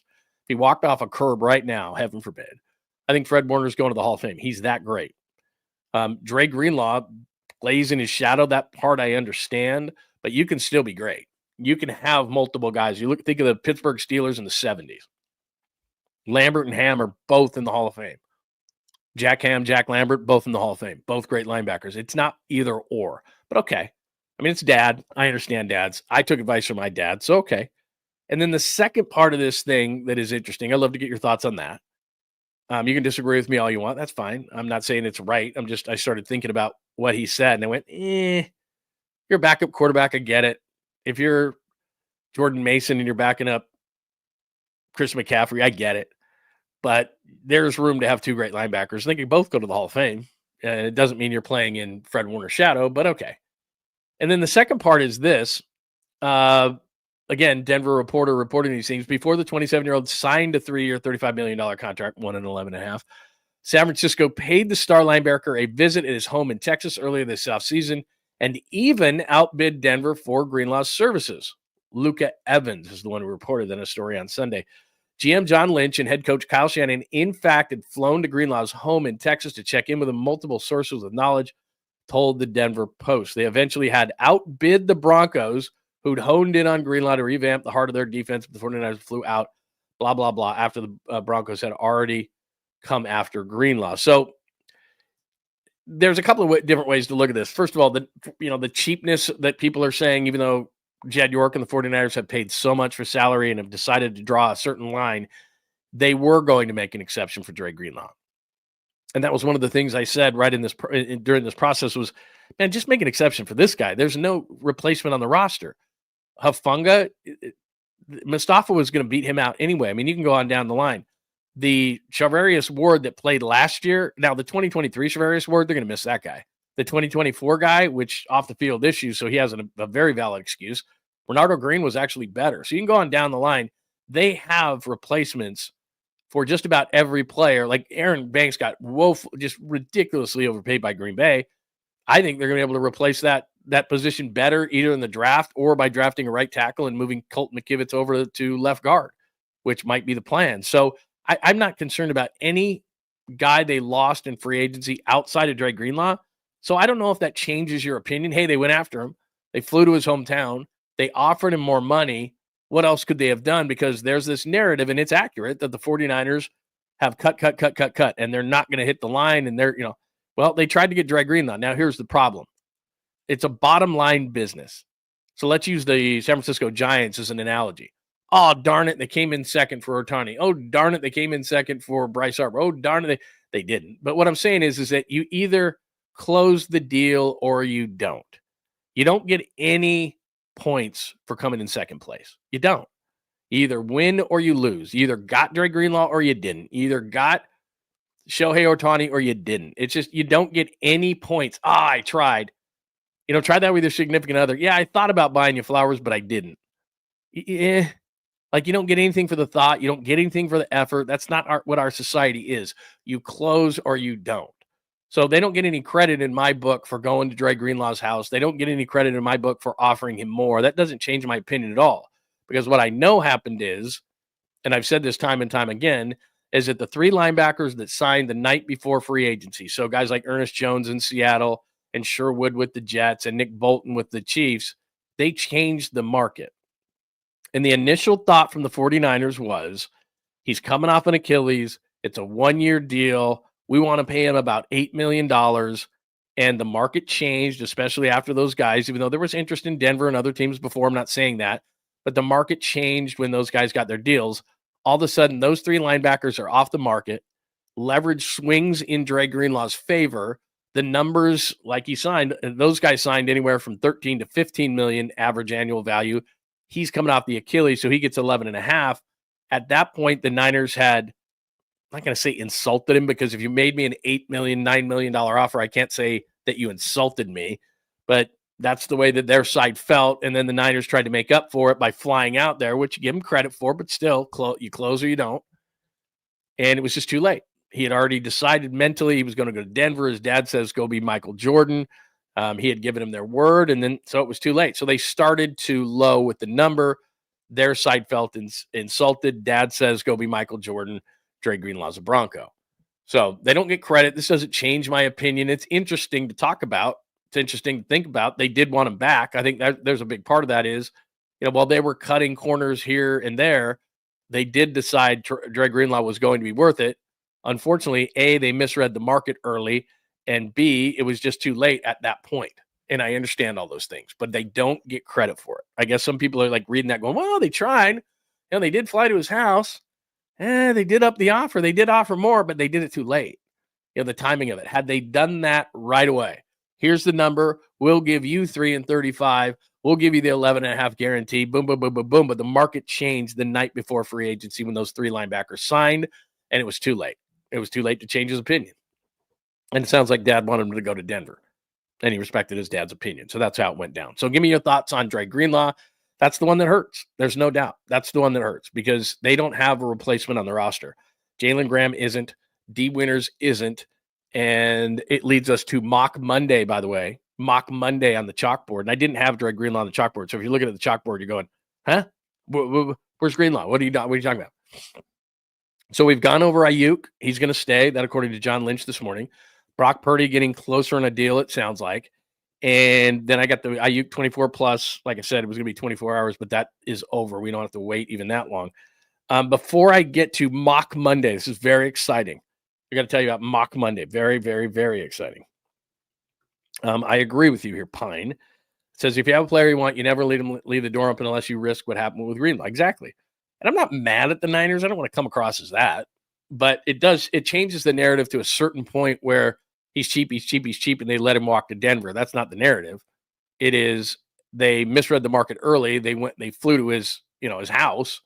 They tried to get him back, but it was just too late. And I understand. We all know that as, again, mentally, once you kind of move on from a situation, whether it's a personal situation, a job, those kind of things, and you've mentally moved on and said, okay, this is what I'm doing now. It's hard to go back. It's hard to go back and go, okay, let me get my mindset back the other way.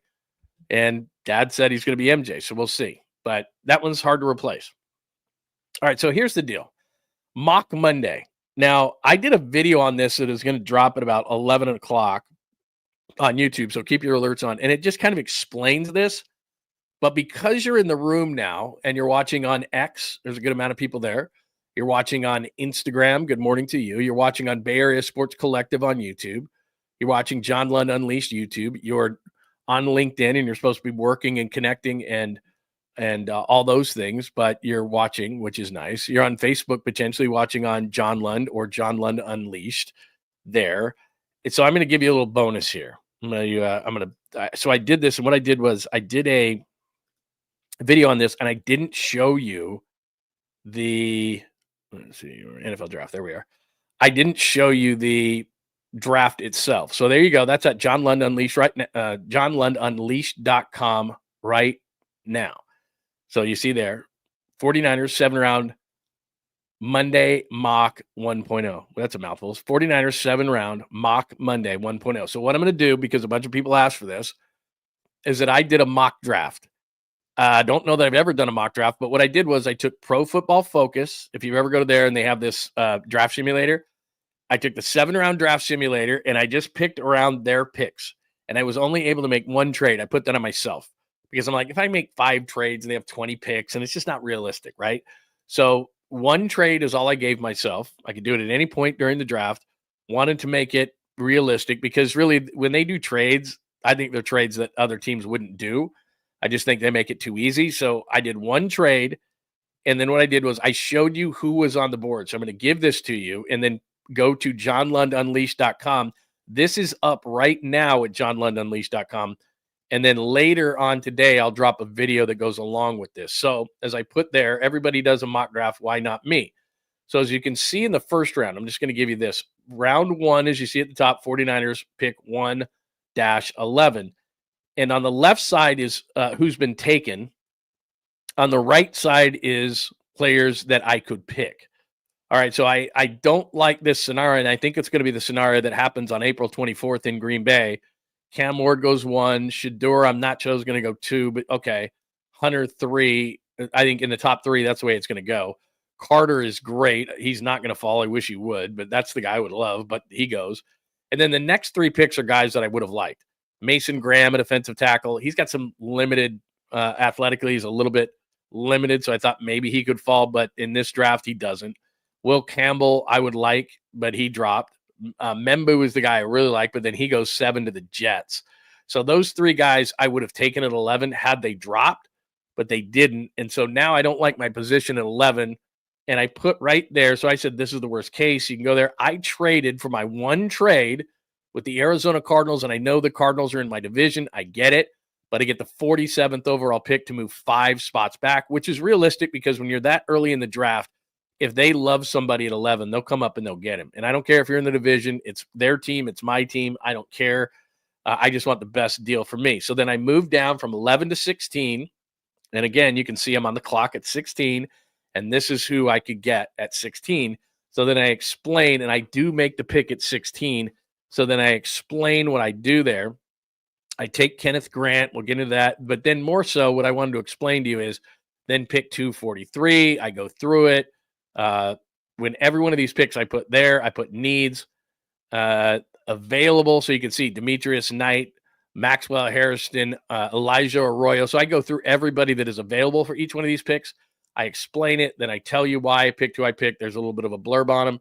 Then 2, pick 47, blah, blah, blah, blurb on them, all that kind of stuff. So anyway, and then I go through the entire draft that way. So check it out at johnlundunleashed.com. It's an extensive mock draft, but it's a 7-round 49ers only mock draft. And I do it with the Pro Football Focus draft simulator. So I don't cheat. I do one trade. It was right at the beginning. I moved from 11 to 16, 5 spots, but I get the 47th pick for it. And then that's it from there. So I got him an extra 2nd-round pick, which I don't know how realistic it is, but hey, it helps everything out. So I went trenches heavy. But check that out. And I think it's a good way to do it where I can show you, and then you can yell and scream at me and go, oh, I would have picked this guy. And I tell you who was on the board at the time. That way, rather than just going through the picks, you're like, well, who was on the board? Because that's what I want to know. I want to know who's on the board and everything else. So there is my 49ers 7-round Monday mock 1.0. And what I'll do is every Monday until the draft, I'll do one of these things using the Pro Football Focus PFF draft simulator. So check that out at johnlundunleashed.com. If you hate my draft, that's cool. If you don't like my picks, fine. I'm not offended. We'll see. Everybody loves mock drafts. I tell you this all the time. I cannot pass up on a mock draft. Cannot. And especially if it's Mel Kiper. Like one time, like maybe a week ago, Mel Kiper and Daniel Jeremiah dropped on the same day, and I went, blew my mind. So when those, and again, it's not every mock draft. You know, like they do one. Those guys are really good. Bucky Brooks does one. Lance Zierlein, who does all, he's a talk show host out of Houston, really good guy, does an extensive breakdown of all at NFL.com. He's the one who does all the breakdowns. He does a really good one. There's a handful of guys. McShay, like I said, makes you pay for it. I think he's at the Ringer and he makes you pay for it. So I'm not looking at that one, but I'll look at a lot of them. But anyway, I did it on my own. See, Papa Jay's already getting me up. Dante Thorne, his name even says don't. I agree with you. That was a major flyer. He's 6'5", 220, runs a 4.3. So yeah, he's a workout warrior. He only got 26 passes last year. That's a major reach. I told you right there when I did it, but you know, I did it anyway. I don't care. It's my draft. So yeah, there's a good call right there. Yeah, you know what? I got to reconnect with Lowe. We didn't get together when he was down in New Orleans. He was so busy, he told me, because, you know, I used to play there. And so during the Super Bowl, I wanted to get him on because I've told you that story about him and I doing the show on a Saturday in New Orleans from Super Bowl 47. And I wanted to tell that story. I couldn't get him on, but yeah, I need to get him on just in general. So anyway, all right. So check out my mock draft 1.0. We'll do a mock Monday every Monday until the draft. Mock one. So that's mock 1.0. Just go to johnlundunleashed.com. You can hate my picks, but what I did was I think I made it easier, and I think it's unique in that I show you who's on the board. I explain it, who's available. Here's why I'm thinking what I'm thinking. Plus, you got to look at the draft in terms of depth and where you can get guys later on and everything like that. I think I did a good job of getting that extra 2nd-round pick, but I didn't want to be like trade crazy and all of a sudden I got 20 picks, and that's ridiculous. So I think it's fairly accurate. Whether you like it or not, it's a totally different story. But I do think we filled needs. So give me some feedback on it. I would love some feedback. You can put it on the comments here. You can put it in the comments at johnlundunleashed.com. There's a big comment section in there, and you can go, I hate this pick, or I love this pick, or whatever. But make sure that you check it out every Monday, because I'm going to do it every Monday. Even if that's dorky, I'm going to do it every Monday until the draft. So tell me what you think of that. And that is Mock Monday. Let me see if anybody's got anything, because right away that Thornton, they're like, oh, that's a terrible pick. I get it. When I wrote it down, I'm like, hey, you're going to hate this pick. But we'll see. We'll see. So anyway, there is my mock. You can check that out. See, this is what I think too, Hurley. Can we get a photo circulating of Abdul Carter with a bong or something? Yeah, like Laramie Tunsil. See, that's what I would do. If I was the Niners, I would not be above that at all. Do you hear that thing about Abdul Carter? Oh, boy, he's a problem. We talked to him at the Combine. What a pain in the ass that guy's going to be. What a prima donna. And plus, he loves to smoke weed. I'd do. I wouldn't be above that. Are you kidding me? Like, sorry that the kid lost millions of dollars, but who cares? I don't even care at all. Like, let a guy drive. I want the guy to drop, man. Hey, Skills. Good to see you, man. Closest home run ball I ever came to catch was served up by Jesse Chavez. My God, he got re-signed again. You know what's amazing? My son is the magnet. I got to bring one of these pictures of him. When he was a little kid, we would go to all these Giants games and all this kind of stuff, A's games. I'm not kidding you. With spring training, we went to spring training games. He had a streak of about 10 or 12 games in a row in which he got a ball. I'm not even kidding you. We would sit in those when the pitching mounds were there, the opposing pitching mounds. We would sit front row right there, and because we wanted to watch opposing pitchers warm up. If they were great pitchers, that's where we'd go to the game. So we'd do that all the time. Right fielder would throw him a ball from practice. Right fielder would throw him a ball from a final out. One game he got like 3 balls. He caught a couple of foul balls, which I couldn't even believe. Spring training, like I'm not even kidding you.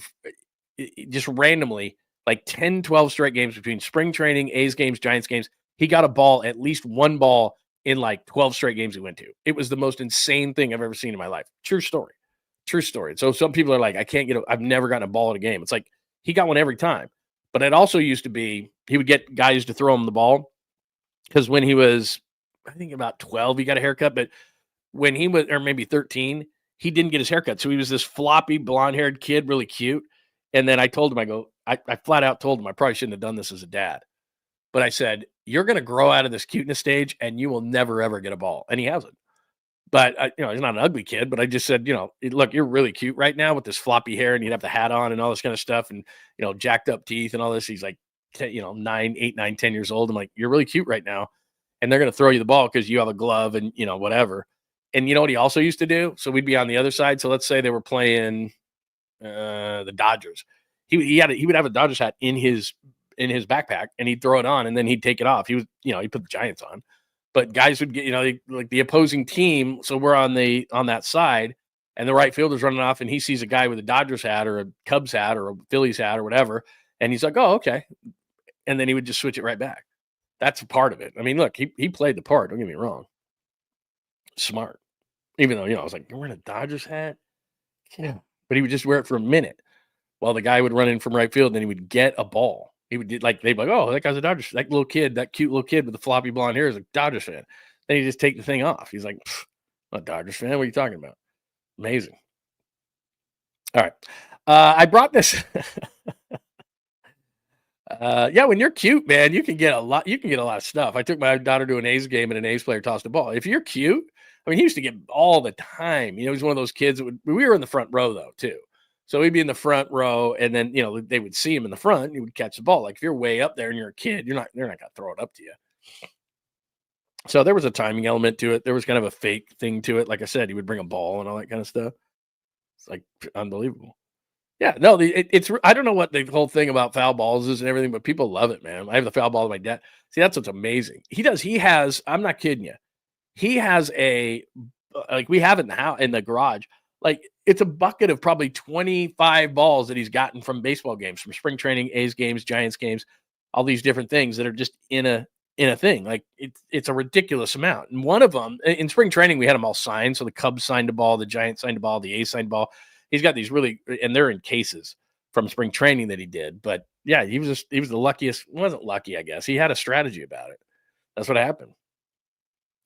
And I brought this up on Saturday, but I think I got a better picture of it. And so you can see this. This is the only reason I'm bringing this part up about Cuban is that there is a misconception amongst fans that these owners want to win. Every one of them want to win, right? They're just all balls in to win. And I would say that probably 80% are treat it like a business. About 20% are like, I don't care. I'm just going to win. And I've brought up Cuban's name a lot. Joe Lacob wants to win. I think the Niners are taking a quick financial break, but they want to win. There's just certain teams. The Dodgers want to win. The Yankees want to win. There's certain teams that are just like, we're going to win. We're not going to treat it like a business. I know it's stupid and it doesn't make sense and we're losing money, but who cares? I just want to win.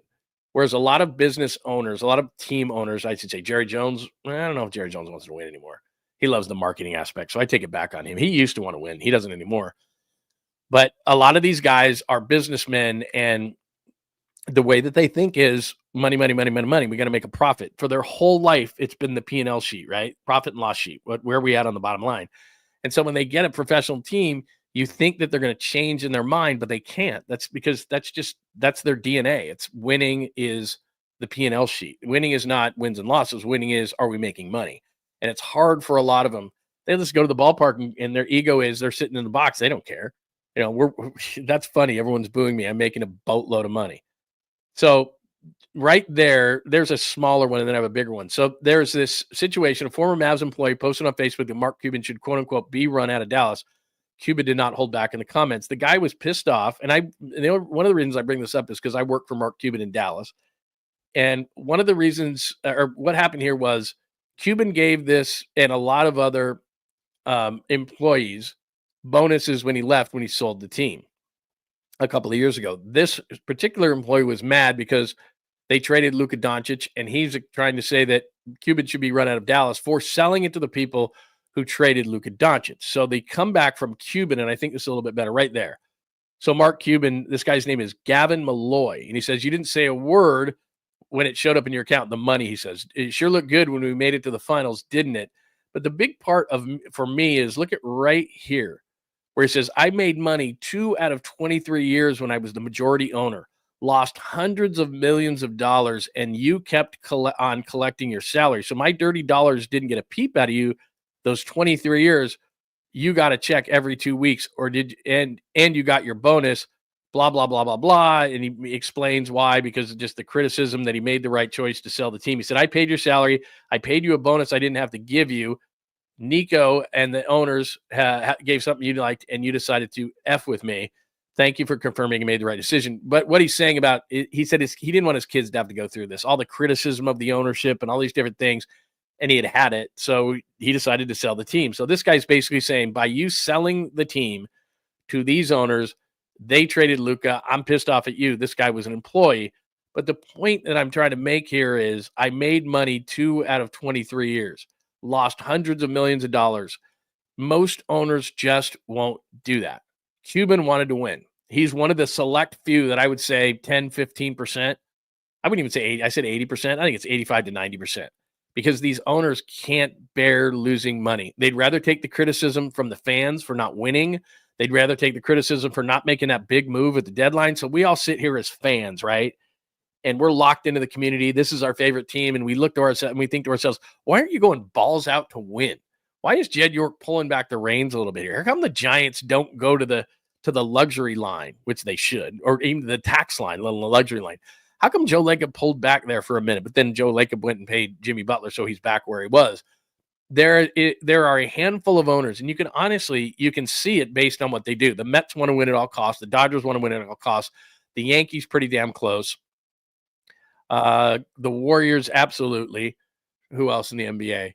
The Lakers try, but I don't think they're necessarily there because their only income, Jerry Buss's only income for many, many years was the Lakers.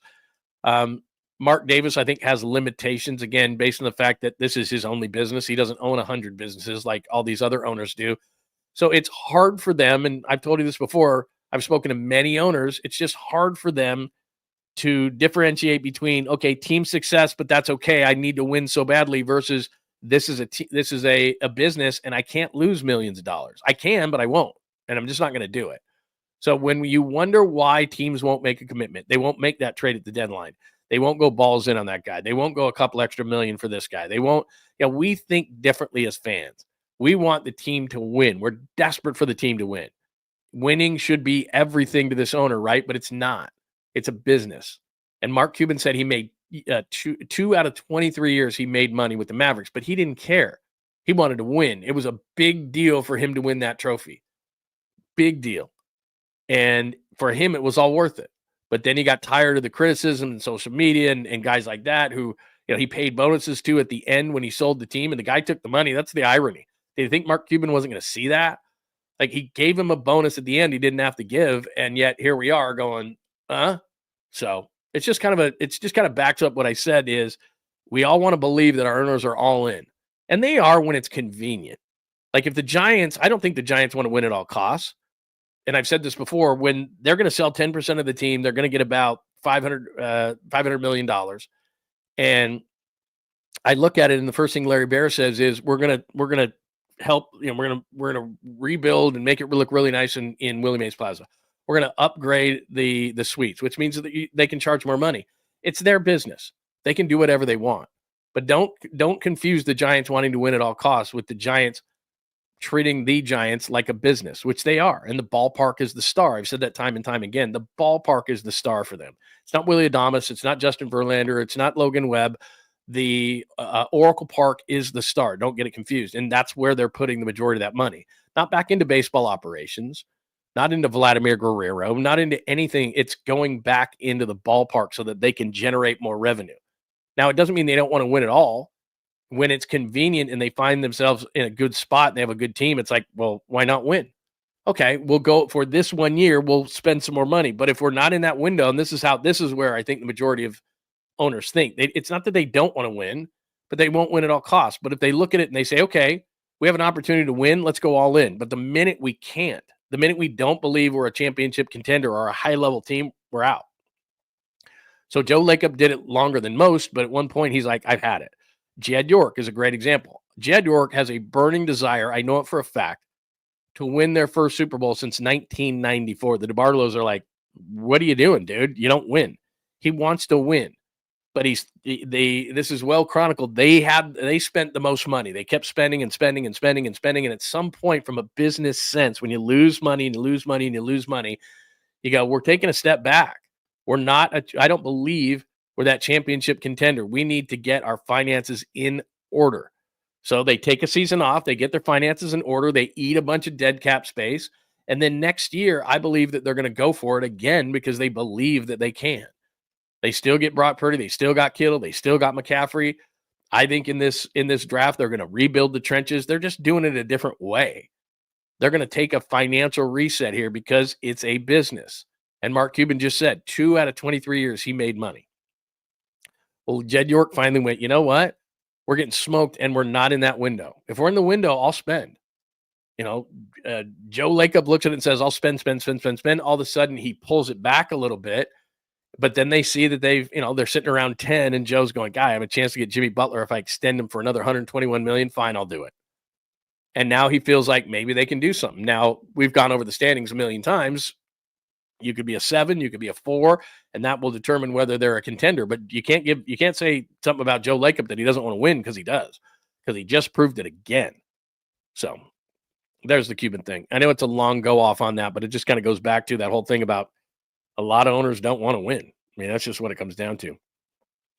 All right, a couple of quick things before we call it a day on this Monday, and I really appreciate you hanging out. It's John Lund Unleashed.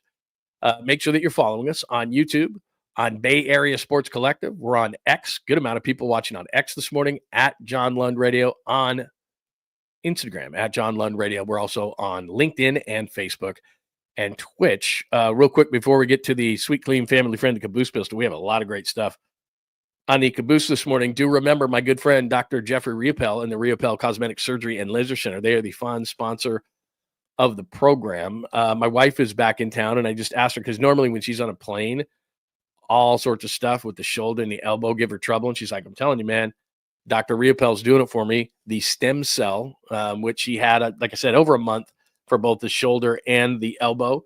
She told me the other day, shoulders at 90%, elbows at about 70%, which is way above where they've ever been before from a pain standpoint. Her foot which she had done about 2 weeks ago, she said is 100%. She says she doesn't have any pain, and there was all sorts of stuff where she couldn't go to the gym or do different things because her foot was bothering her so much. Had the stem cell done in the foot. She says she's 100% on that. And if you don't believe her, which believe me, we have all these contraptions and everything that she's got to put all these devices on her. She's not doing nearly as much of that. Dr. Riopel was one of the first in the state to do stem cells. He did it on Bartolo Colon. And Bartolo Colon played till he was like 90. No, he didn't. But still, Dr. Riopel did that on Bartolo Colon. So professional athlete. He's one of the first in the state to do it. So check it out.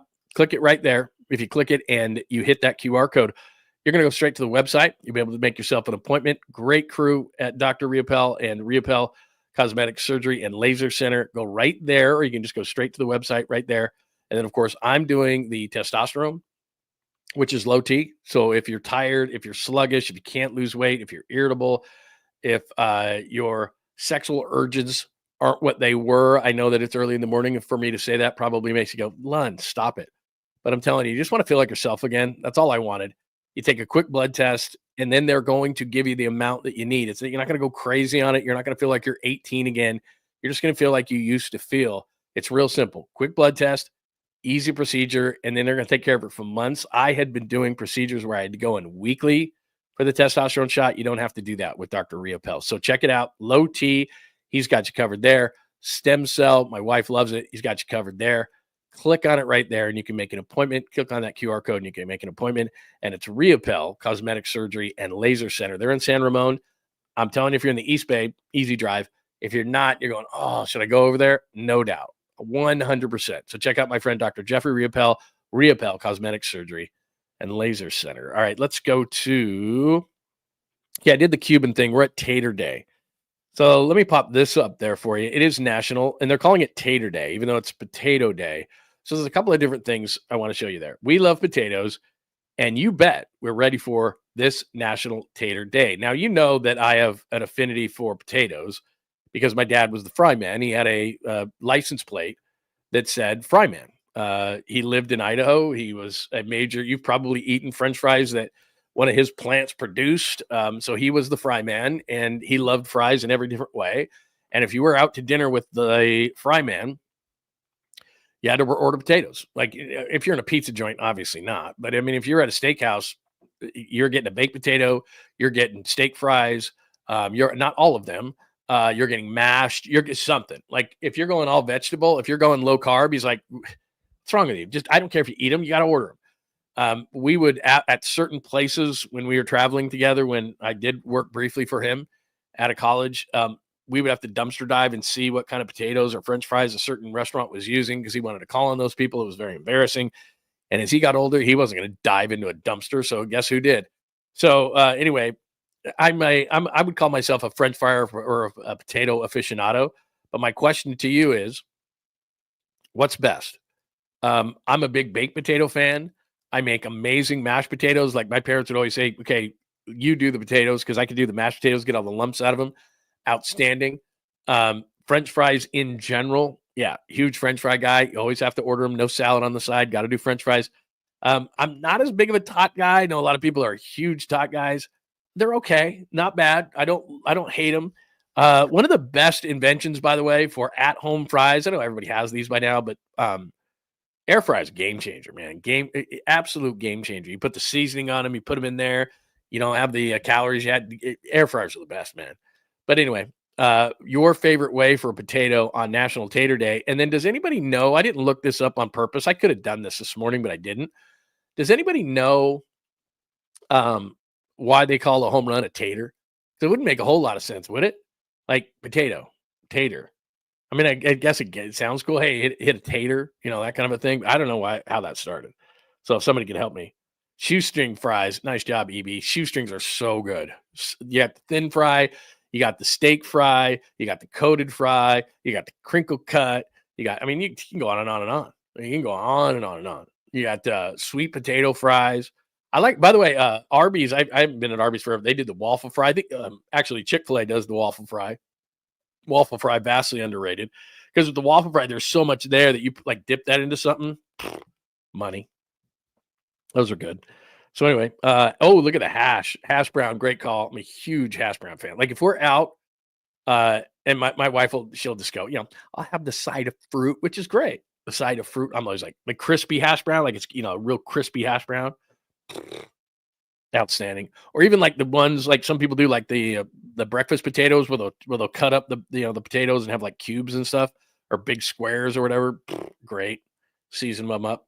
Curly fries, good call. The Jack in the Box. Yeah, I don't know. It's up to everybody who has the best fries, but fries are, just Jack in the Crack seasoned. Look at that. See, I love when we talk about stuff like this. Arby's. Yeah, that's a seasoned curly fry at Arby's, which is really, really good. Let's see, what else do we have? Shoestring, hash brown. See, this is amazing. How many different ways you can do it. But anyway, there you go. Tater tots on weed. And tater tots are okay. Who does tater tots? Sonic. I think Sonic does them. They're not terrible. It's not that. They're not bad. But I just, I look at it and I go, boy, a lot of different ways. But anyway, it is National Tater Day. Ooh, a Cajun is nice. Cajun is nice. Yeah, if somebody does like a real nice seasoned fry, like they cut them themselves and then they toss it in that's a great thing. You can put a little olive oil in, like one of those metal bowls, and then you throw like whatever seasonings, toss those things in there. Amazing. Sweet potato. There you go. A lot of good ways. All right. So National Tater Day. And then let me give you one more. That isn't much of a caboose, but let me give you a real caboose, because this is really going to blow things out of the water. Everyone's going to be like, oh my God, because everybody has an opinion on this. Let's see. Where is it? Cuban goes off. Don't tell me I didn't put this one in there, because if I didn't, I'm going to have to go. I'm going to have to go back. If I didn't put this one in here, I'm going to have to go put it back. It's going to take me a second, maybe. Where is it? Are you kidding me? I didn't do this? Okay, hang on one second. I got to put this in. I got to find this one. Talk amongst yourselves real quick, because I got to find this, because I absolutely have to put this in the caboose today. Here it is right here. I know I put this in there, but it's okay. I'll do it again. And I got to put this up on the screen for you, because this is going to blow. Oh, yeah. See, it was already in there. I just didn't put it up. Okay. Let me put this in on the screen real quick, and I just got to go back real quick here. Put this up as National Tater Day. I had that. I just put this in. Where is it? Oh, I haven't talked about the torpedo bats. What do you think of the torpedo bats? The Yankees torpedo bats, it went crazy. 9 of the 15 home runs were hit with the torpedo bat. Now everybody wants to ban the torpedo bat, by the way, by the Yankees. Whatever. We love chick dig the long ball. I love the home runs. Everybody should have a torpedo bat. Let's go more. I want more offense. I'm a more offense guy. So torpedo bat, yes, I'll do the torpedo bat. I don't care if just the Yankees have it. That's pretty brilliant, by the way. Torpedo bat. All right, this is what I wanted to talk about. Passengers clash over a reclined seat in midair rumble aboard flight. First of all, if we didn't have flight conversations to have, I don't know if we could have a caboose pistol. But I don't know what happens. Like with me, even if I go to like a airport bar or anything, I've never caused a ruckus on a plane. Like traveling's not fun. Everyone gets it. I have a certain attitude when I get on a plane. Like, it's cool, man. All my anger goes away. I just have to, like, I do, 25 deep breaths or whatever it takes. Like, hey, man, it's not great. We're sitting in a tube. We're kind of right next to each other. America is as obese of a country as there is in the world. Someone's going to kind of probably fat on me. I mean, it's just like, whatever. I don't care. Like, it's fine. I can deal with it. I don't do middle seats. I like to do the aisle seat so I can lean out a little bit, but then my elbow gets whacked all the time by the cart. It is what it is. I can deal with it. I'm okay. Like, I never get mad traveling, because I adjust my attitude towards it. I get to the airport early. I have a couple of cocktails. I might pop something that, that eases me down a little bit, that makes me chill. Like, I'm not getting upset on a plane. I just don't. I get it. It's not fun. I just can't wait till they get to the destination. I'm excited about the destination, unless you're going home, but then I'm usually sleeping at that point or something. I just, I make it very clear. I don't want to talk if I'm traveling by myself. I have earbuds in. They're cranked pretty loud. I don't give dirty looks so much as I just am like, look, I'm in my own world. I don't wish to talk. That's kind of how I do it. I have a whole routine about flying so I don't get mad. Anyway, passengers clash over reclined seat in midair rumble, which brings up the question, and you know where I'm going here. What do you think of that? anymore, I used to never think reclining a seat was a big deal. I used to do it all the time. Just like, yeah, I'm in my seat. She says that your captain has said that you can, smoke them if you got them. No, they don't say that, but they say, hey, if you want to lean your seat back, if you want to do this, want to do that, fine. So I do. I used to lean it back, but then so many times people would lean their thing into mine, and I'm, you got your device here, and now it's hard, or you got food or whatever, and so I'm like, you know what? I'm just not going to lean my seat back. I just don't do it. It's uncomfortable, whatever, but I don't lean my seat back. But it's a massive debate whether people do it, and people actually get pissed off now that people get pissed off now that you lean it back. So I don't want to hassle. I feel bad now. You can lean your seat back. There's no doubt, but there's a massive debate going on right now whether you do it. And I just don't anymore. I'm like, yeah, I mean, it could give me an extra few inches back. That would be nice. I could relax a little bit more. Knock on wood, if you're with me, I don't have any back problems or anything like that. I'm not that big of a dude. So I just say, that's okay. Like, you want to lean your seat back into me, I don't get mad. I just don't do it in other people. It used to not be a big deal. Now it's this massive deal. But the same thing applies. Like, why are you getting pissed off? Like, a person leans their seat back, they can. It's kind of become kind of a thing where most people don't anymore, but you can. But anyway, I don't get pissed. I don't get pissed about it. So your thoughts on that? There was a big fracas because somebody leaned a seat back, and I'm like, yeah, the caboose intro. I do have a caboose intro, but some people said it was offensive. I don't know if it's offensive. I still have it right here. Here, watch. I still have it. I like it, but then some people, just because it's got an F-bomb in it, some people got all offended by it. Here, let me see. Background music. I'll play it for you. Here, you tell me. I have so many opens here. Are you kidding me? Emergency show, this, that, the other. Funky bed open, post-game open, super funk bed open, caboose pistol open. Here we go. There, as they were, I picked around what they picked. And there you go. So you can mock my mock, and I'll do that every single Monday. And I think it's unique in that, I explain who's on the board. I don't just put the picks. You can see who I did not pick, and then you can give me grief for that. But I think we filled a lot of needs. But that is mock 1.0. So I'll do it next Monday, that Monday after, and then that Thursday is the draft. So I think I have 3 more that I can do. Yeah, that's right. Until the draft from Green Bay on April 24th. So mock Monday. Cuban money, 2 out of 23 years he made money. Most owners won't do that. Tater Day, National Tater Day. How do you like your taters, and why is a home run a tater? Random stuff happens throughout the show. Caboose pistol was about leaning your seat back, and of course, everyone getting pissed off. Look, you can do whatever you want. You can get angry. You can do this and that. I have a couple of drinks, pop this or that. Very relaxed on a plane. Never get angry. I get it. I'm just trying to get to my destination. I don't sit in middle seats. That's tough. I like the aisle seat, but somebody knocks me, the cart hits me in the elbow, whatever. Somebody leans their seat back. I'll live with it.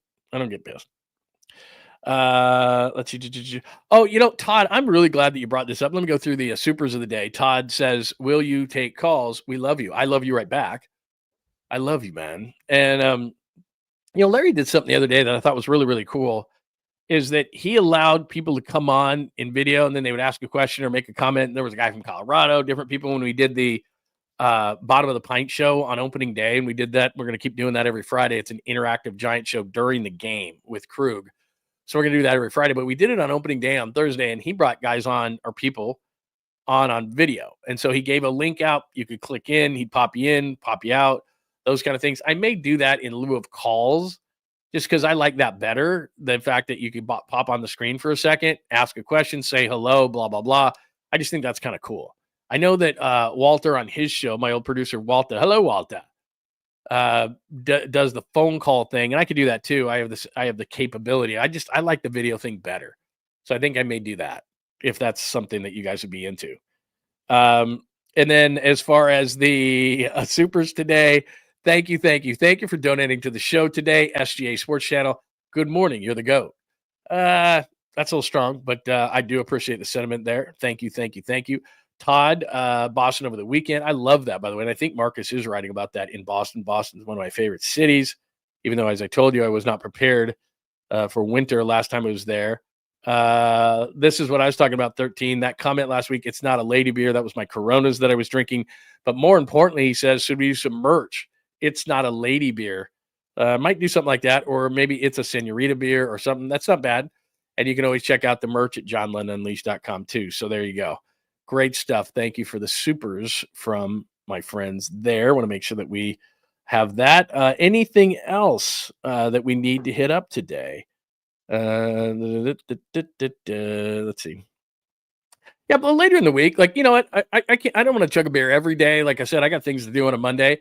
But you know, we get later in the week. You won't have to twist my arm too hard for that. You know, you won't have to twist my arm too hard for that.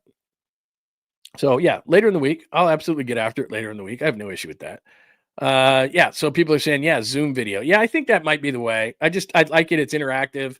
It pops you up on the board in today's day and age. Not that phone calls aren't cool, but I don't know. I just think it's kind of a cool thing. You ask a question, you say hello, kind of gets you more interactive into the show. And I like that Krug did that. So I thought it was great. By the way, best wishes to Joy as she tries to get better. So we always do that. Let's see. At PMP, by the way, that is Paulie and Creative Tony. If you subscribe on Bay Area Sports Collective, you'll hit up with those guys, as well as Tom Tolbert, who I believe has a show today. So make sure you do that. I think those guys are on at 11. Am I right, John? Paulie Mack and Creative Tony up next. I think at about 11 is when they normally do their shows. So what do we got? So you'd have an hour if we pop out here in a minute to hang out, go grab some coffee, whatever it is you need to do. Okay. Yeah, and that's the whole thing right there. That's Bay Area Sports Collective. So if you give us a follow there as well as John Lund Unleashed, that would be outstanding. And yeah, a little Spirit in the Sky there. They'll probably knock me for that. So I got to get I forgot. That's probably one of the reasons I don't play it. I have to probably get another bed there. So I think that's it. I think that is it. Yeah, 11 o'clock for those guys. So there you go. All right, great stuff today. Episode 102 on a Monday. Thank you for hanging out. Hope you had a tremendous weekend. Big game tonight between the Giants and the Astros. I call it big because I know there's 159 of these, 58 of these remaining. But I do think it's big for Jordan Hicks tonight. Astros preview sack debut. Cubs up in Sacramento to take on the A's. Warriors are back in the 6th spot. Brandon Aiyuk, it was said today by John Lynch, but I told you this weeks ago that they're going to keep Brandon Aiyuk getting close on a Purdy. I expect it to happen soon. Cuban money, mock Monday. Please go to johnlundunleashed.com and check out my mock draft at about 11 o'clock, about an hour. I have a video that's going to drop with that, but you can check out the mock draft now and how I did it, and I'll do that every Monday. johnlundunleashed.com. Cuban money, Tater Day, random caboose pistol about putting your seat back. That'll do it for today. I hope everybody has a great Monday. Thank you again. Tell all your friends and enemies. Make sure that you subscribe. Please hit the like button. That would help us a ton. And I think that is it for a Monday. Everybody have a great Monday. We'll talk to you tomorrow unless news breaks, like a Brock Purdy contract or something like that. Then we'll be back. So make sure that you have those alerts on John Lund Unleashed on YouTube. Have a great Monday. Thanks for tuning in. Thanks for hanging out with John Lund Unleashed. We'll try to be better next time, though I wouldn't hold my breath. Please like and subscribe on the John Lund Unleashed Pod YouTube channel. Watch live shows weekdays at 8 a.m. on YouTube, Instagram, and X. And make sure to have your alerts on for shows throughout the day or night. All things Lund can be found at johnlundunleashed.com. johnlundunleashed.com. Goodbye!